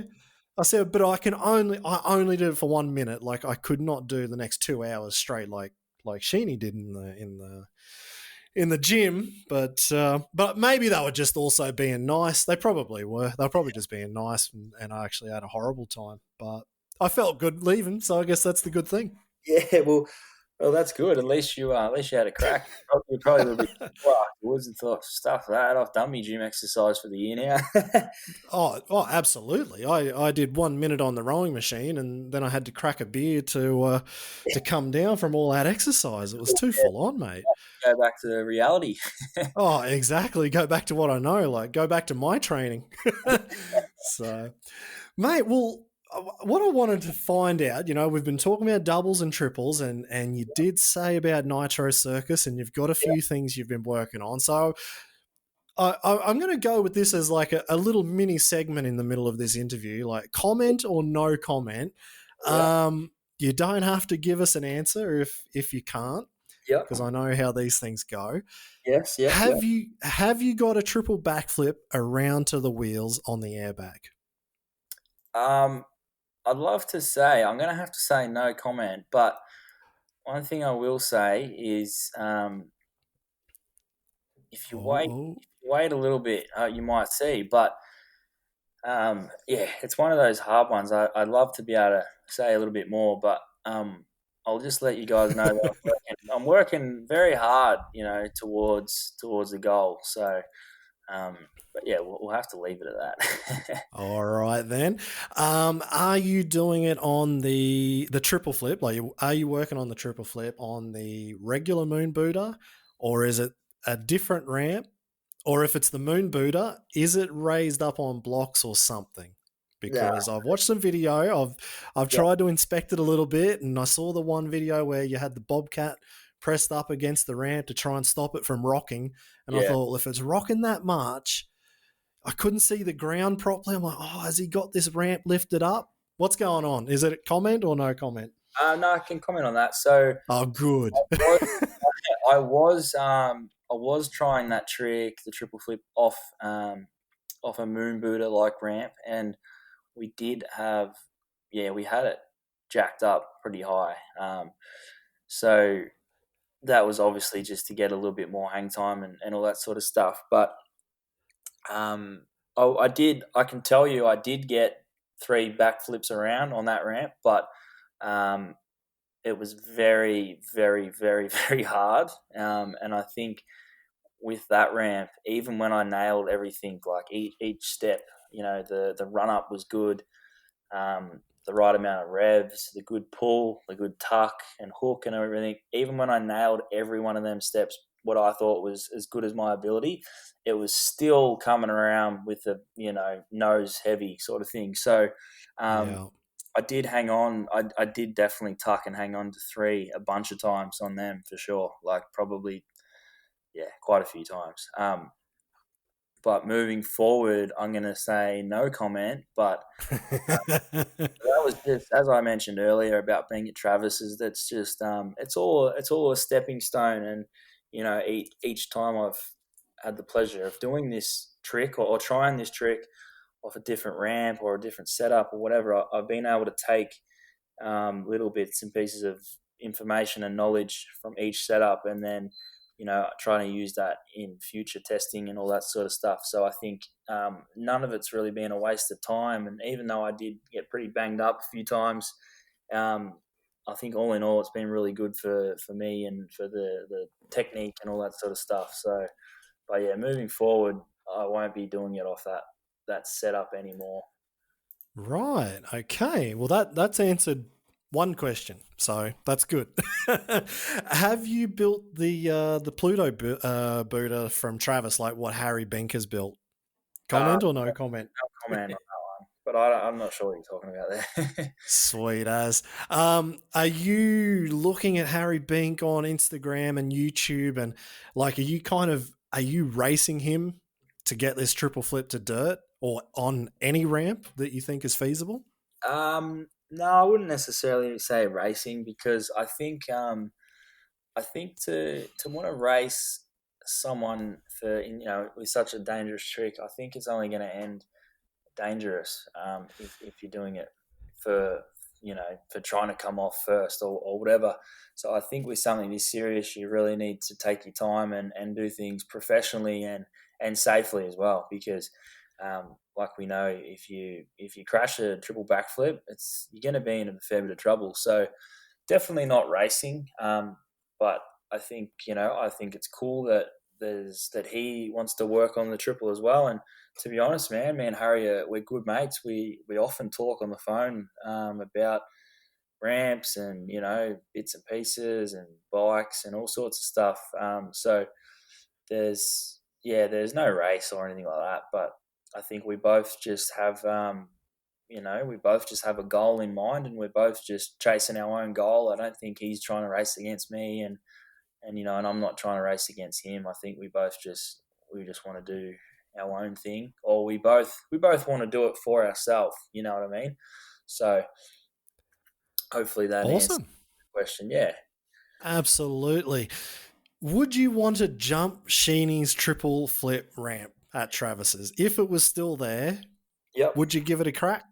For sure, because I remember when I was at Travis's house, I remember asking some of the guys, is the ramp here? Can we get it going? Because I at the start, I actually didn't want to leave. I didn't want to go to the airport unless I'd landed one to an airbag or something. You know what I Yeah. mean? Early on, I was like, I have to do it. So I I can honestly say, I would have jumped that ramp if it was there because I was super keen and I was prepared to do it. But I think that ramp was long gone. It was because I think that ramp was it was almost a number of different ramps sort of made into one. You know what I mean? It was a few different extensions and it was very technical the way that they built that into the hill and stuff. So I don't think it was the kind of thing you could just set up in an hour or whatever. But No, yeah, I would have loved to have jumped off that ramp. It would have been awesome. mate, it looks so gnarly. I don't even know if I would jump the ramp, like, let alone pull back. I guess pulling back is inevitable after jumping it. It just looks so wild. Yeah, But yeah, man, you just wouldn't even want to straight jump it. I don't think you would want to just pull back and just. probably, yeah. You want to obviously make sure your speed was to hold in and you didn't do the old turn to the right like some people do at Travis's. But Man, yeah, it was one of those things you'd have to make your mind up on the right then and there when you were ready to jump, whether you were straight jumping or flipping, because I think it's with that kind of stuff. If you think about it too much leading up, you end up almost psyching yourself out. So I think you just gotta roll up with the attitude of fuck it, I'm gonna I'm gonna have a crack, and then you just sort of figure it out as it goes. absolutely. Right. Well, you've learnt from the first rider to really make the double backflip seem possible on almost a daily basis with Sinclair. Yep. Then Sheeny took that and he has really made it his own. Then he doubled down and showed the triple was possible. Are you looking at what Sheeny did with that triple flip, looking back at how Sinks then made the double possible on a reasonably regular basis? Do Yep. you feel that the triple can be done on a reasonably regular basis in the future? I certainly do, Steve. I think I've always thought that since being on this journey, and I definitely will. I would definitely want to say that it's no easy feat, and it's not the kind of thing that would be, that a bunch of riders will start doing, or it could be too dangerous or whatever. But I truly believe myself that it is going to be a regular trick, and I want to make it one. So I think I think if you look back at freestyle and you think about Kerry Hart doing the first backflip, it was crazy, and it was everyone was blown away. And then as time goes on and motorcycles get better and ramps get better and bigger and whatever, then the backflip was become pretty normal. And then obviously you look at Travis doing the double flip in 2006 at X Games, and that was insane. No, you didn't think anyone was going to do that. And then as time goes on, people just realize how they can make things easier. So then, there's a bunch of guys doing double flips now, and they're pretty easy, to be honest, to do. So I think as time goes on, you kind of, you figure things out. And, that's kind of how the sport moves forward and innovates, and it keeps, it keeps the fans and people interested. So I think it's a great question that you asked, and that's definitely something that I want to bring to life, and I do want to make it a possible a possible trick for shows or competitions or wherever it wants to be. I definitely have a goal of making that just a normal trick. Well, you've actually brought up a pretty interesting point just there, like the the progression of the sport, and for the fans to keep coming back for more, and for you to give them more as a rider. And the one thing that really pisses me off when I listen to like people in the motocross industry and in freestyle, and all the pessimism that, freestyle's not that it's dead, but it's like there's no more progression. And the big one is there's no new guys coming through. And I think that's an absolute load of crap, because there are guys like yourself and Harry and, let's say, Luke Ackerman in Germany. And there's a couple more riders like Jake May as well. I know he's really pushing it. Yeah, And I think it's just an absolute load of crap. But it's the same thing. You probably wouldn't even remember, but it's the same thing I heard 15 years ago when yeah, they're like, oh, it's just it's going nowhere, and it's like the same negative thing from the same negative people. And whether it's brands that are like, you know, motocross is the only way to go and supercross is the only way to go, and they just can't see the bigger picture. Yeah, that's What's your thoughts on that as right. an actual young guy who's actually doing it and you are pushing the Yeah, sport? mate, my thoughts are exactly like yours. I actually get I get pretty annoyed when I always hear people say, "Oh, what are you even bothering? You know, the sport's dead," or there's no, you know, the biggest one that people like to say now, there's no money in it. And I turn around and say, you know what? I'm doing this stuff because I love it.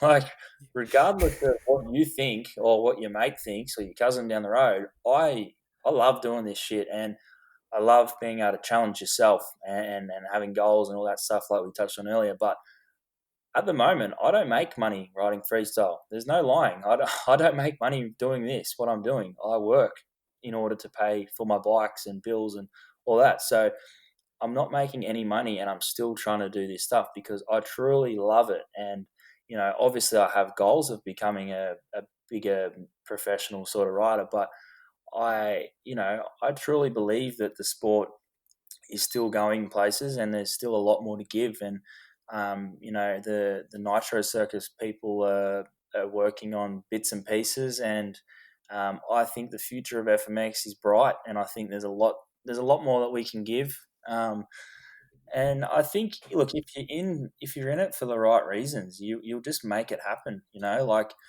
um, there might be certain people that are kind of in it to make a bit of money and get out of it. But most of us freestyle riders, we love the sport. And even if freestyle wasn't as big, we'd still be doing this stupid shit in the backyard because we just like doing it. I'm sure you'd be the same. You know, we just like doing cool things. So, you know what I mean? If you're in it for the right reasons, you just kind of make it happen. That's the way that I look at it, and that's what I'm trying to do with myself. I'm just trying to make it happen. But I think a lot of the people that say, "Oh, that's not going anywhere, it's dead," I think they're either a bit uneducated, or they're just a bit, maybe they've been riders and they're, maybe coming to the end of their career and they're sort of getting out of it, and they just, they're like, whatever.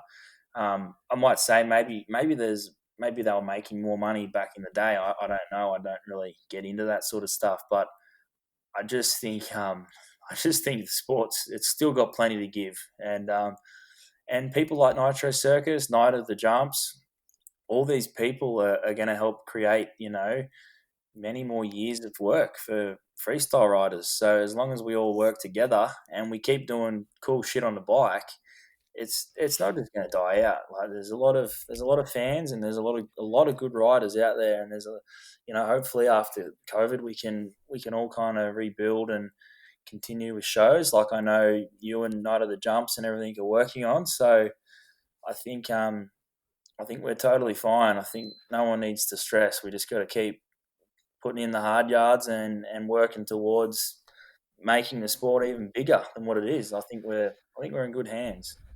Mate, you have absolutely taken the words out of my mouth. Well, that's good. I'm But glad we're on the same page there, Steve, because I honestly believe that that's how it is. You just fucking, if you want something, you go for it. And there's so many of us riders that do want it, so it's not just going to disappear. You know what I mean? well, that's it. Like I did have a few of these questions definitely pre-planned and prepared for you, but as we've gone through, like this is probably the longest interview I've done actually for the podcast so far, because everything you're saying is like so damn interesting and so good to hear.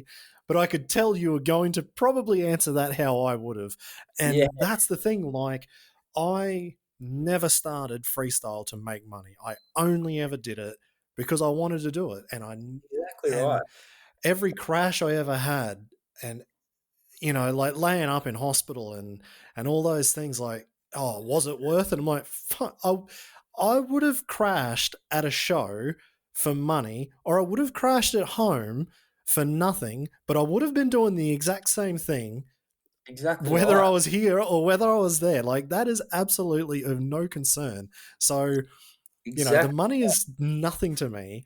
It Do it just because you love it. And that's you what know, you do, because without the motorcycle and the jumps, if you didn't do that, you think, fuck, what would I do with myself? How would I fill my day? What would I do? exactly. We all like adrenaline, and we all like, challenging ourselves. You think, without the dirt bike, what the hell would I do? What do normal people do on the weekends? You know what I mean? Like, you wouldn't know yourself. So, yeah. Well, mate, it's been 3 years since I've done it, and I can tell you, I still haven't worked out what normal people do. And But see, the good like, thing with you, Steve, you're in the industry and you're around. Imagine just going cold turkey and not having anything to do with it. It'd be really sad. You know what I mean? if I didn't nearly blow my brains out before, I definitely would have if I wasn't.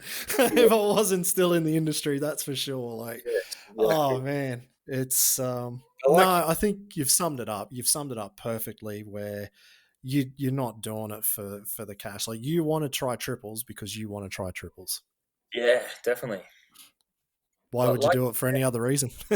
exactly, like you said before, you touched on, with the injuries, like any freestyle or motocross, supercross racer, when us dirt bike riders get injured, it's crap. But generally, as soon as you come to or you wake up in the hospital or whatever, the only thing on your mind is, how can I repair and get myself strong and mentally focused to get back to doing what I like doing. You know what I mean? So I think that there proves that nothing's going to really stop you from doing it if it's what you love. So I think that's a cool thing, and I definitely respect all the guys that are able to come back from big injuries and setbacks and stuff and just get back to ripping it. So it's a cool thing about moto, guys, and I think we're all pretty lucky to have that. Have that passion and something that we look forward to so much. That's it, exactly. I've seen a lot of riders come and a lot of riders go, but you see the ones who really stick around are the ones that love it. So Yeah, I think that kind of answers that. Bar of course huge injuries, or maybe yeah, it's for family circumstances, whatever it might be. yeah, But yeah, it definitely, like, this is one thing that I've done a lot of riding with Jamie Squibb over in England since I've lived over here in Europe for the last few years. And so he's got two trucks that he runs around England doing shows all through summer. They've only got about 3 months of the year where they can do shows outdoors before almost every show he's got to ride in cow shit and mud and wind and rain and everything. But far out. yeah, it's horrible. I've done a few shows with him, and I've mate, seen, I have some of seen them are you tough. riding. I remember seeing things of you riding with him. Yeah, Yeah, and the one thing that we kind of always say, like, when we look at some dudes and we're like, all riders, let's say if you become pro and you're doing it year after year after year, you do get jaded, definitely. yeah, And we were like, every rider should have like 1 month where they just have to stop riding freestyle, go and work a real job, and remember just how damn lucky you are yeah, to ride exactly. a dirt bike and to do this and have fun. Like, I think that's a very, very important lesson that he sort of mentioned, and it sounds like you're doing it every day anyway. For sure. you're the complete opposite right now. You're working your ass off But and it's trying to good ride on the weekend. because I hate when, I shouldn't say I hate, but it disappoints me when I see people who get to ride full time and have all the cool sponsors and all the things, and I hate it when they find it like an effort to ride. Like, oh, I got to ride again. It's like, I, as I said, I get up at 3:30 every morning, and I have to go to a job that I don't actually like doing, but I still, you still turn up every day and do it. But I just dream of thinking, shit, imagine, hopefully we get a day off and we can ride, like, I just think how cool it is. So I think that's a really good point that you make, because if you were to send a few freestyle riders back to the real world for a month, they'd be going, this stuff sucks. Like, how cool is it being able to basically be your own boss, and run your own program and do do your own training and ride and do all that, and not have to be, doing shitty stuff that you don't like. So I think that's a really good point. That was that you or Jamie that made that point? Well, to be honest, I think he said it. He was much smarter about all that than me. I just agreed while we Well, were drinking total, beers. tell you what, total respect to him because he really hit the nail on the head with that. That's so true, and yeah, good on him. Yeah, absolutely. No, I completely like. It's just, I mean, I was riding like when I got over here, I didn't make much money because I didn't do that many shows, and I didn't want to go stepping on toes over here in Europe and upset Yeah, the locals. I just kind of filled in, like. I did a fair few shows. Like, let's say maybe Hunnis was injured, so yeah, he'd tell the promoter, "Oh, look, I can't make it. Call Steve." Or Squibby put me in a show because he couldn't get one of his riders, so I'd jump in and do that, and yeah, that was really cool. And then I was like, when I was riding here at where I'm living in Germany, there were days where I was like, oh, man, this is tough. Like, there are tough days where you got to go. I have to go ride. That is my job, and I have to do it. But I made myself do it, even if I didn't really feel like it that day. yeah, Let's say I was getting ready for a comp, and it's more about nerves, I guess. It's the nerves. You don't want to yeah. screw up. Right. Maybe you want to have a new trick, and as soon as you have that pressure of a new trick, you start shitting yourself, and then it's like, oh, damn it. And I mean, again, I'm not talking about big tricks here. I'm talking about a stupid chord overflip that I hate doing. But but I'd have to do like 20 of them a day just to Yes. I know what you still mean. know I can do it when I turn up, whether it's raining, whether it's windy, whether it's bad lighting or something. I just knew I could do those tricks. There were days where I hated it, but they were few and far between because at least I thought about this is freaking cool. I still get to ride my Yeah, dirt bike. that's right. And I think one cool thing about being a pro rider too, if it does, say it does rain and you don't get to go riding or something, like I always just think, damn, I'd just love to be able to spend the day in the shed, pulling the bike apart and polishing up bits and pieces. And you know what I mean? You can kind of schedule things out how you want. Say you might want to ride 3 times a week or 4 times a week, but on the other days you can work on your body. You can go to the physio. You can, put some new handlebar grips on your bike or whatever. I just think that whole aspect of just being involved with your bike and always trying to better your program or your machine or whatever. I just like that whole idea of being able to sort of put everything into your sport, your job. Do you know what I mean? So I think it's pretty cool. It's a cool life that the Yeah. pros live, and you know what I mean. I think if good riders, once they have lived it and they've done it all, I think when they retire, from competitions and shows and stuff, I think they would, you'd be like, shit, I had it pretty good back then. It was, it was pretty good fun. So Mate, absolutely. That's what I'm thinking right now. Like I'm completely on the opposite end of your scale. Like yeah, I trained, but I only trained on my bike. I only rode freestyle, and like I said, this we've got a sandy track here at Fabian's place, so I'd ride the track, I'd ride freestyle. That was my training. Maybe I'd go for a pushy ride, bicycle ride up in the hills. Got yeah, some nice hills here around in the northern part of Bavaria, but that was it. Like I hate the gym personally. I yeah, can't stand it. I don't have the patience for it. yeah. I'm No, that's quite fair. happy to play video games and have a beer. Yeah, That's not a problem for me. But I would like everything I did was all into the bike. So exactly I'd right. We're just talking ride about and the just same mentality. ride. That's all I did. So as let's say we're going to call you a young gun, but you're not a young gun anymore. You've been around for a long time, but you're Yeah, still reasonably a still, young bucky. I'm still young, but I think yeah, because I started doing freestyle when I was pretty young. It seems like I've been on the scene for a fair while now, and I sometimes get a bit frustrated. I think, damn, I need to. I wish I was. I wish I was doing a bit more and stuff. But I think I got to. Sometimes I got to remember, hey, I only just turned 25. A couple Oh of months ago. man, Yeah, I only started feeling more confident and better in myself at 30. I thought I would be retired by 30. 30 was like, I was like, man, I'm like, everything felt better. At I'm good at this. 31, everything was even better. At 32 was even better. 33, like every year after 30, I was Feel like, better. man, this is good. And actually, I spoke with Tom Pages only, maybe a month or two ago. Yeah. And we were talking about, let's say, young guys like yourself. And he's like, I think he's the same age as me, 36 or 35, 36, 37, somewhere around there. Yeah. And he's still pushing it at his age. Yeah. But, like obviously he knows he can't do that forever, and especially Yeah. to be at the top, but he's still going so good over 30, and you're only 25, which is crazy. So I want to find out, I know a little bit more, but for the fans listening into this podcast, who is this Jayo Archer that they may not have heard of before?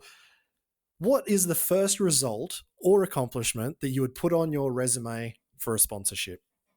I would probably put the gold medal at the AusX Open for the best trick. I think that's probably one of my proudest things I've done to date. But in saying that, I've done a bunch of other things, and I also had a pretty good growing up. Racing motocross. I had some really good results. So I've done a few different things like that. But yeah, my most proud moment to date so far would be the AusX Open win, because that was just a really good event, and to be able to land the first one, and with the little complications I had throughout the day, I had the bike break down a few times, that borrowed bike, and I almost wasn't going to be able to ride because the hydraulic clutch stopped working, the slave cylinder went, so I had no clutch. So there was a few little things like that, and to be able to come out and land, I was just super excited. So I think that would be my first thing I would write down for a sponsor. Awesome. Have you ever asked another rider for their autograph? I have, yeah, definitely, Oh, yeah? heaps of times, yeah. I'm a fan. Like, I love bikes, so for sure.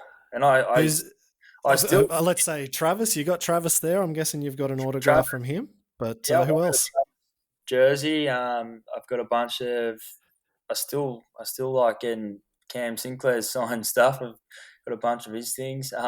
It's funny you asked this question because literally today, Levi Sherwood put up a post on his stuff Oh, saying mate. Yeah, I saw that. I was jumping at that. I was like, hell yes, I want a bit of Levi memorabilia for my shed, or house or whatever. I was like, shit, yeah.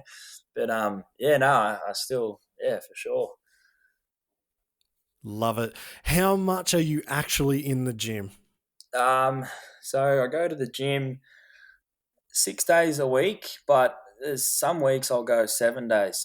Sometimes I go every day, and it all kind of depends on if it's like normally it's 6 days a week, no matter what, rain, hail, or shine, and I'm normally there for about an hour and 20 minutes to an hour and a half.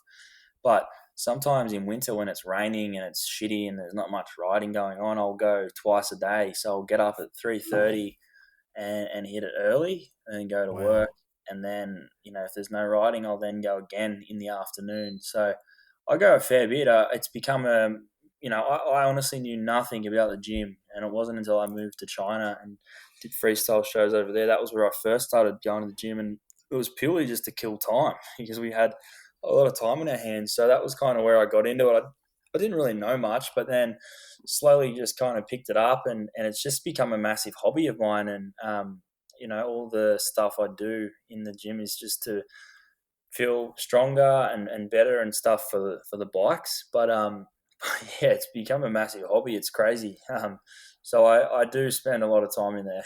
If you can't find Mate, me, I'm probably there. that's unreal. So apart from the gym and motorbikes, what Yep. else are you thinking about? Um. Oh, it's No a more. There's no more time left in the day.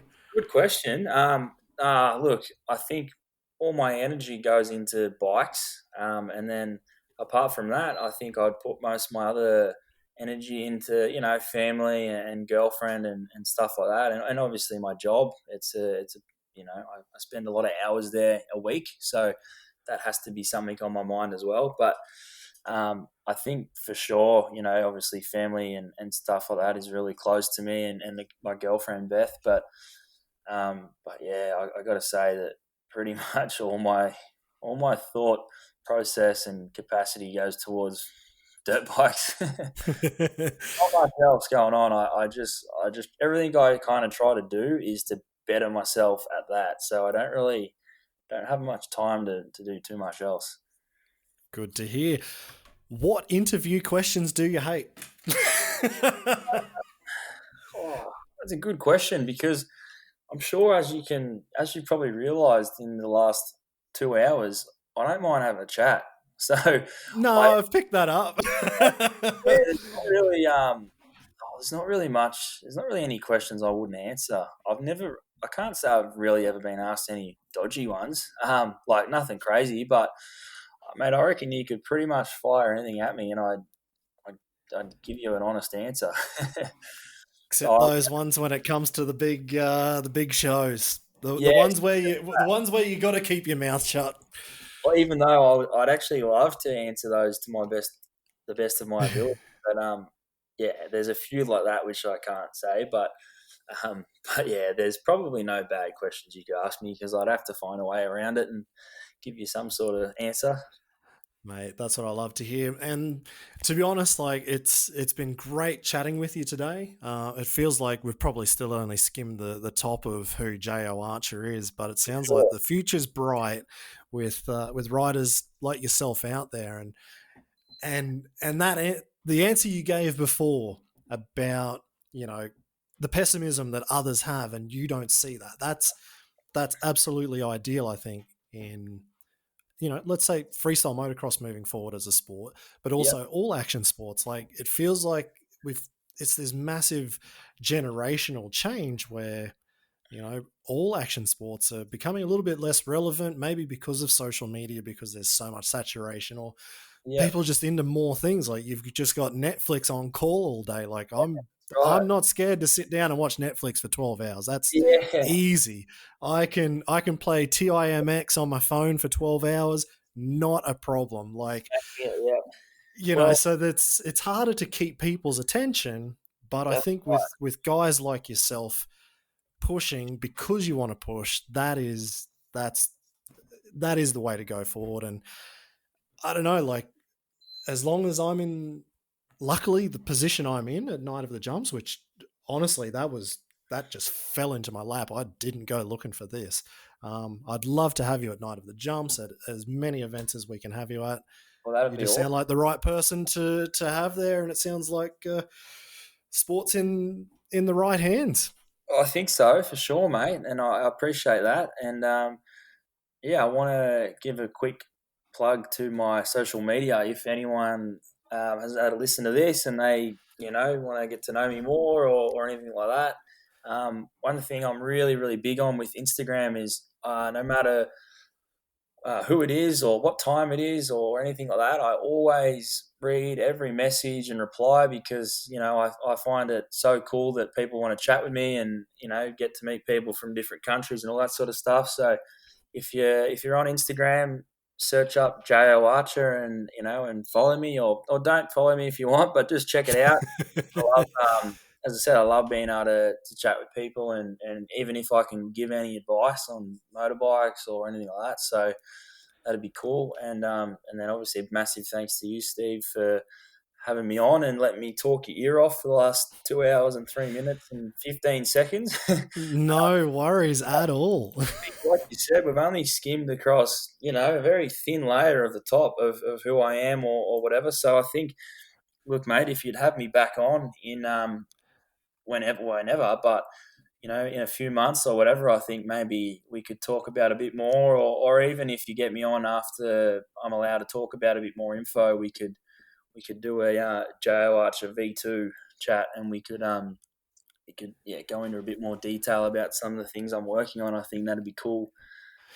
Well, to be honest, I'd much rather do it in person. And that was the whole idea of this podcast. The whole reason I started it was, whoever's listening to this now, you've probably heard me say it a million times. My mate Joel back home, he was like, the life I was leading, like I was just living the dream. Like I said, I'm not a good rider. I'm just very mid pack in freestyle, but I was going to awesome locations. I was meeting really cool people. I do the TV hosting anyway for Night of the Jumps and other voiceovers and commentary. So that part was starting to become natural, even though this was never natural. I never like I don't call the pizza guy. Like I wouldn't get on the phone and call for pizza. Rach has to do that or somebody else. I can talk, but only about things I really want to talk about. And so Yeah, he's like, man, do the podcast. Like, if you're at an event, grab whoever's there. So that was the reason I started this. And so, mate, next time we chat, it has to be in person. So yeah, whether for it's sure. at Night of the Jumps, if we can get an event this year despite COVID, or if I Yep, can manage to get back to Australia for Nitro or something yep, like that would be fantastic. I don't know, but we'll definitely have to get episode number 2 or the for second sure. part out of you.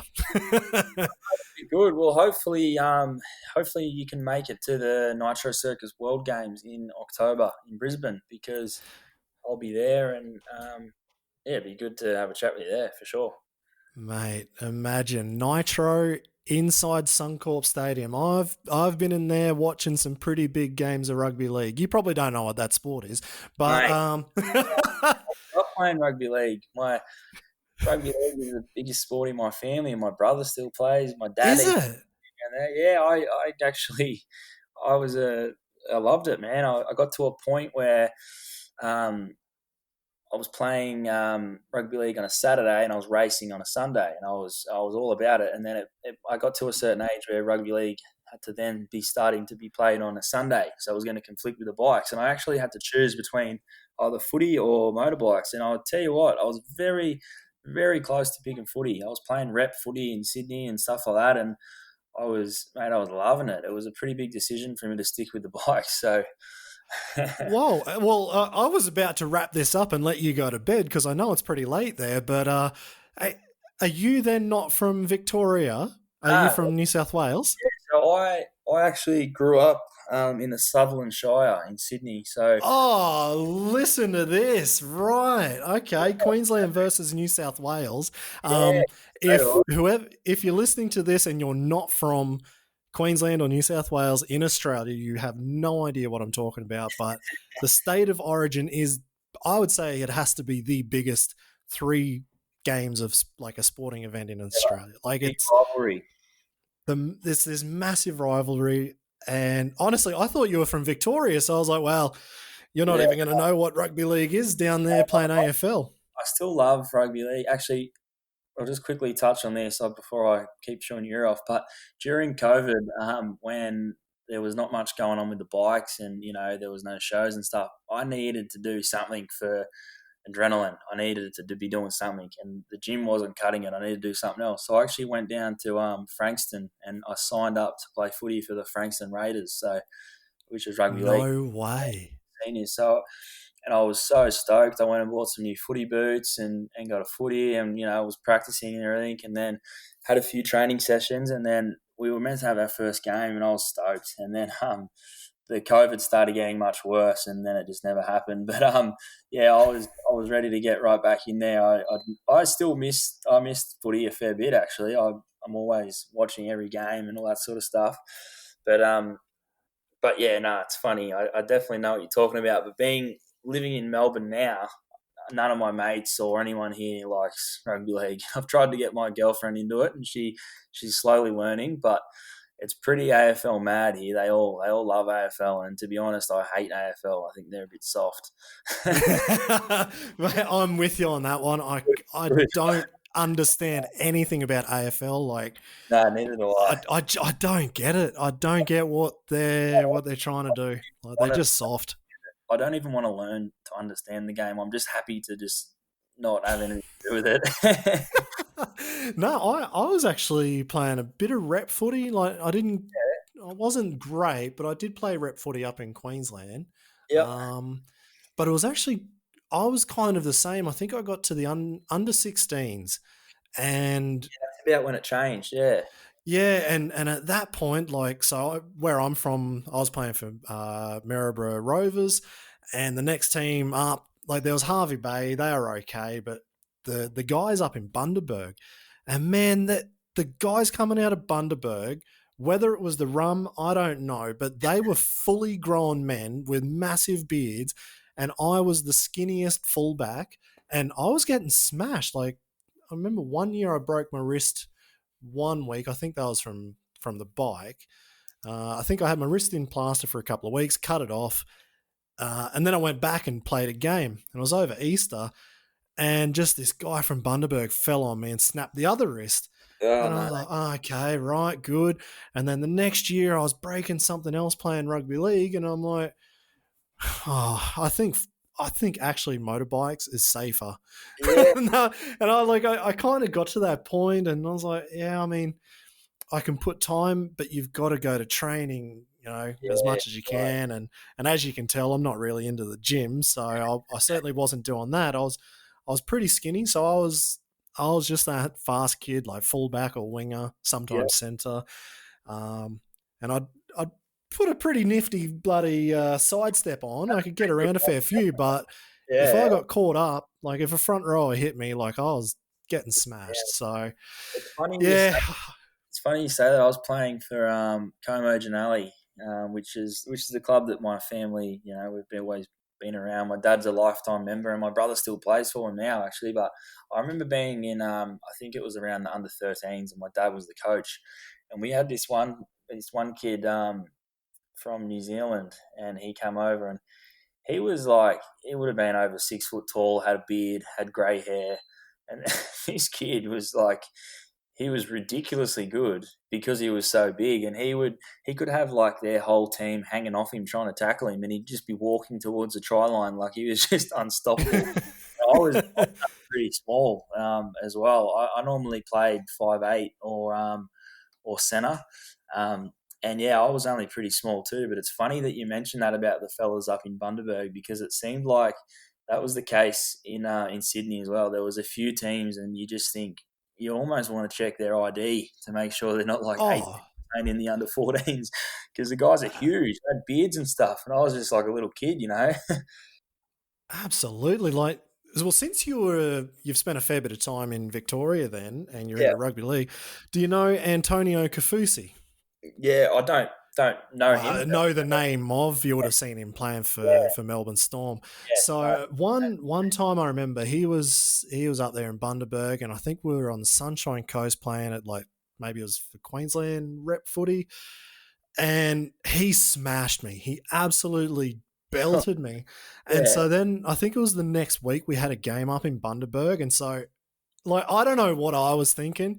It worked out in the end, but I just put this massive target on him, and he fell down so fast. Like, I just took him around the legs and knocked this big bugger down.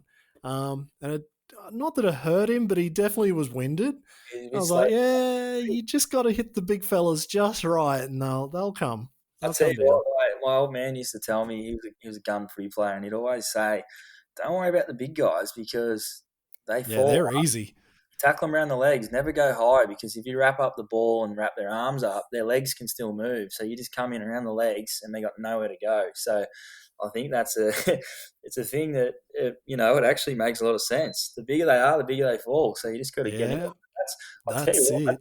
that's very impressive that you knocked him down, because he's gone on to be a really, really good player, and he's Well, a that was the thing. Like, I kind of didn't follow footy there for a couple of years. Like, when I was really, really full on into freestyle, yeah, I probably, maybe there was 2 or 3 seasons of the NRL I stopped watching, yeah, and then I don't know. I just got back into it with my mate Ryan and Sorensen. We were just watching, like, a couple of guys we used to play with in school, and I see the name on TV, and I'm like, Kafusi? No, you're it like, can't be the same one.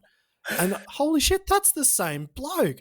I'm like, "Oh, oh, of course, then I'm telling stories. Oh, yeah, I bloody knocked him down. yeah, But there was actually quite a lot of guys that came out of that year that I was playing. But one of them, and this ties in quite well with Nitro at Suncorp Stadium, so you're going to have to make a point to try and meet him. A good mate of mine, Nick Parfitt. You probably don't know his name, nah, but he he was playing a little bit for the Broncos. He was part of the baby Broncos team. You would have definitely been way too young. When we just got out of high school. So he played for them, but he ended up becoming the highest point scorer in the Queensland Cup. So he's actually working at Suncorp Stadium. I went and had a chat with him when I was back home last time, about a year ago, 2 years ago. Yeah. So yeah, mate, he's all about, bringing freestyle to Suncorp Stadium, and the biggest point scorer in the Queensland Cup. So obviously he's a Queenslander, but go and say good day. I'll be able to bloody talk some rugby league with him. That'd be good. Be up there riding dirt bikes, but I'll be talking about footy, so I might be able to chew his ear off like I've done you. Well, that's it. Well, him and his wife Gemma, they came to my place and brought their oldest boy, and so I was riding around. Like they came out where my house is on the highway at Tyro. If you've ever driven through Queensland and you've driven north from Brisbane, let's say Bundaberg, then you've driven past my jumps on the side of the road. You can't miss them. So yeah, they brought their son out, and we were just riding around, and no, it's good. So he's into his bikes now, old Nick. So no, you can talk bikes, you can talk footy. He'll love it. Bloody oath. Sounds like a plan, mate. I'll have to keep that in mind. And as I said, hopefully you're up there anyway during that time of the competition, so we might all be able to have a bit of a yarn. Let's see if I can get back to Australia amid all this COVID. That's the biggest problem. It'd cost me probably, I don't even know how much it'd cost me to get home. Probably 5 to 10 grand, I guess, to get home and then back with maybe with flights, with the hotel stay for 2 weeks. That's a couple of grand. I mean, let's see what happens. Maybe we've got vaccines by then, and I can get home. Let's hope that come October, let's hope there's kind of a little bit more light into the tunnel, and we have a bit more of a free option of being able to travel, without spending tens of thousands of dollars to watch some freestyle. Let's hope that there's a better way by then, which is definitely it's definitely possible, but who knows? We'll have to wait and see. That's it, mate. Well, it was awesome to chat to you today, or tonight for you there. And, mate, I can't wait to see what happens in October at the Suncorp Stadium at Nitro. I can't wait to see what you've been working on.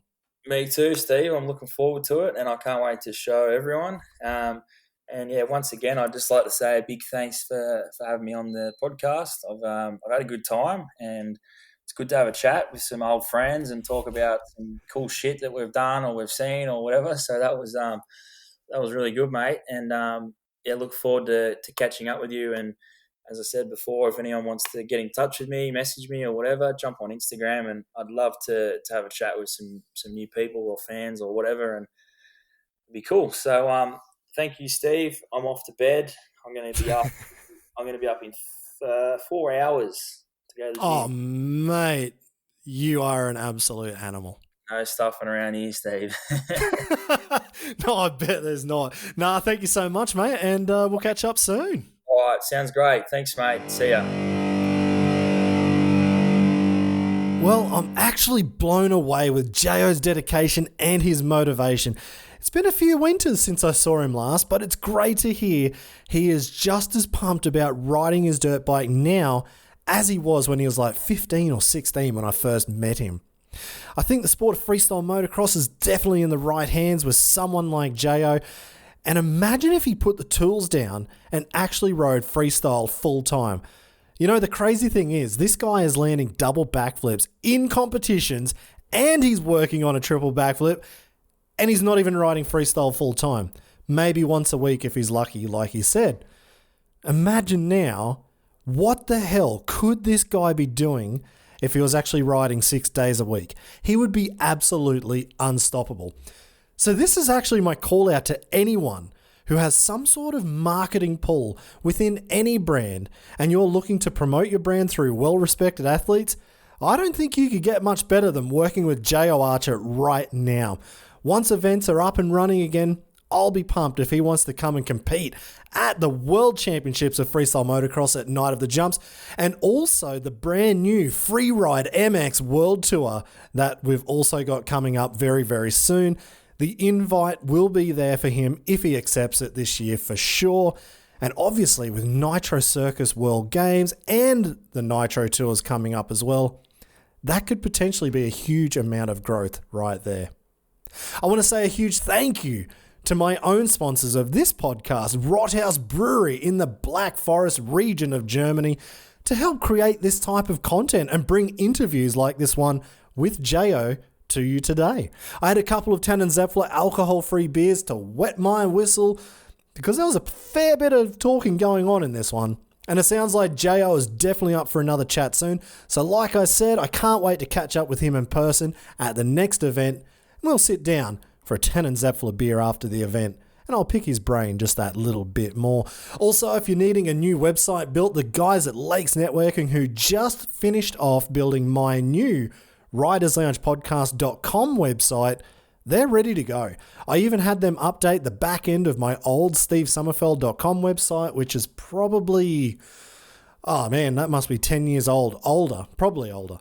And so I'll have to sit down in the coming weeks and update a bit of content in that one as well. But you can jump on the Riders Lounge website and listen to all of the podcast episodes. If you're working on your laptop and you've got the website in the background playing, not a problem. Or if you want to find out more info on any of the guests that we've had here, or some news in freestyle motocross or action sports in general, I'll definitely be bringing more to the Riders Lounge podcast website as well.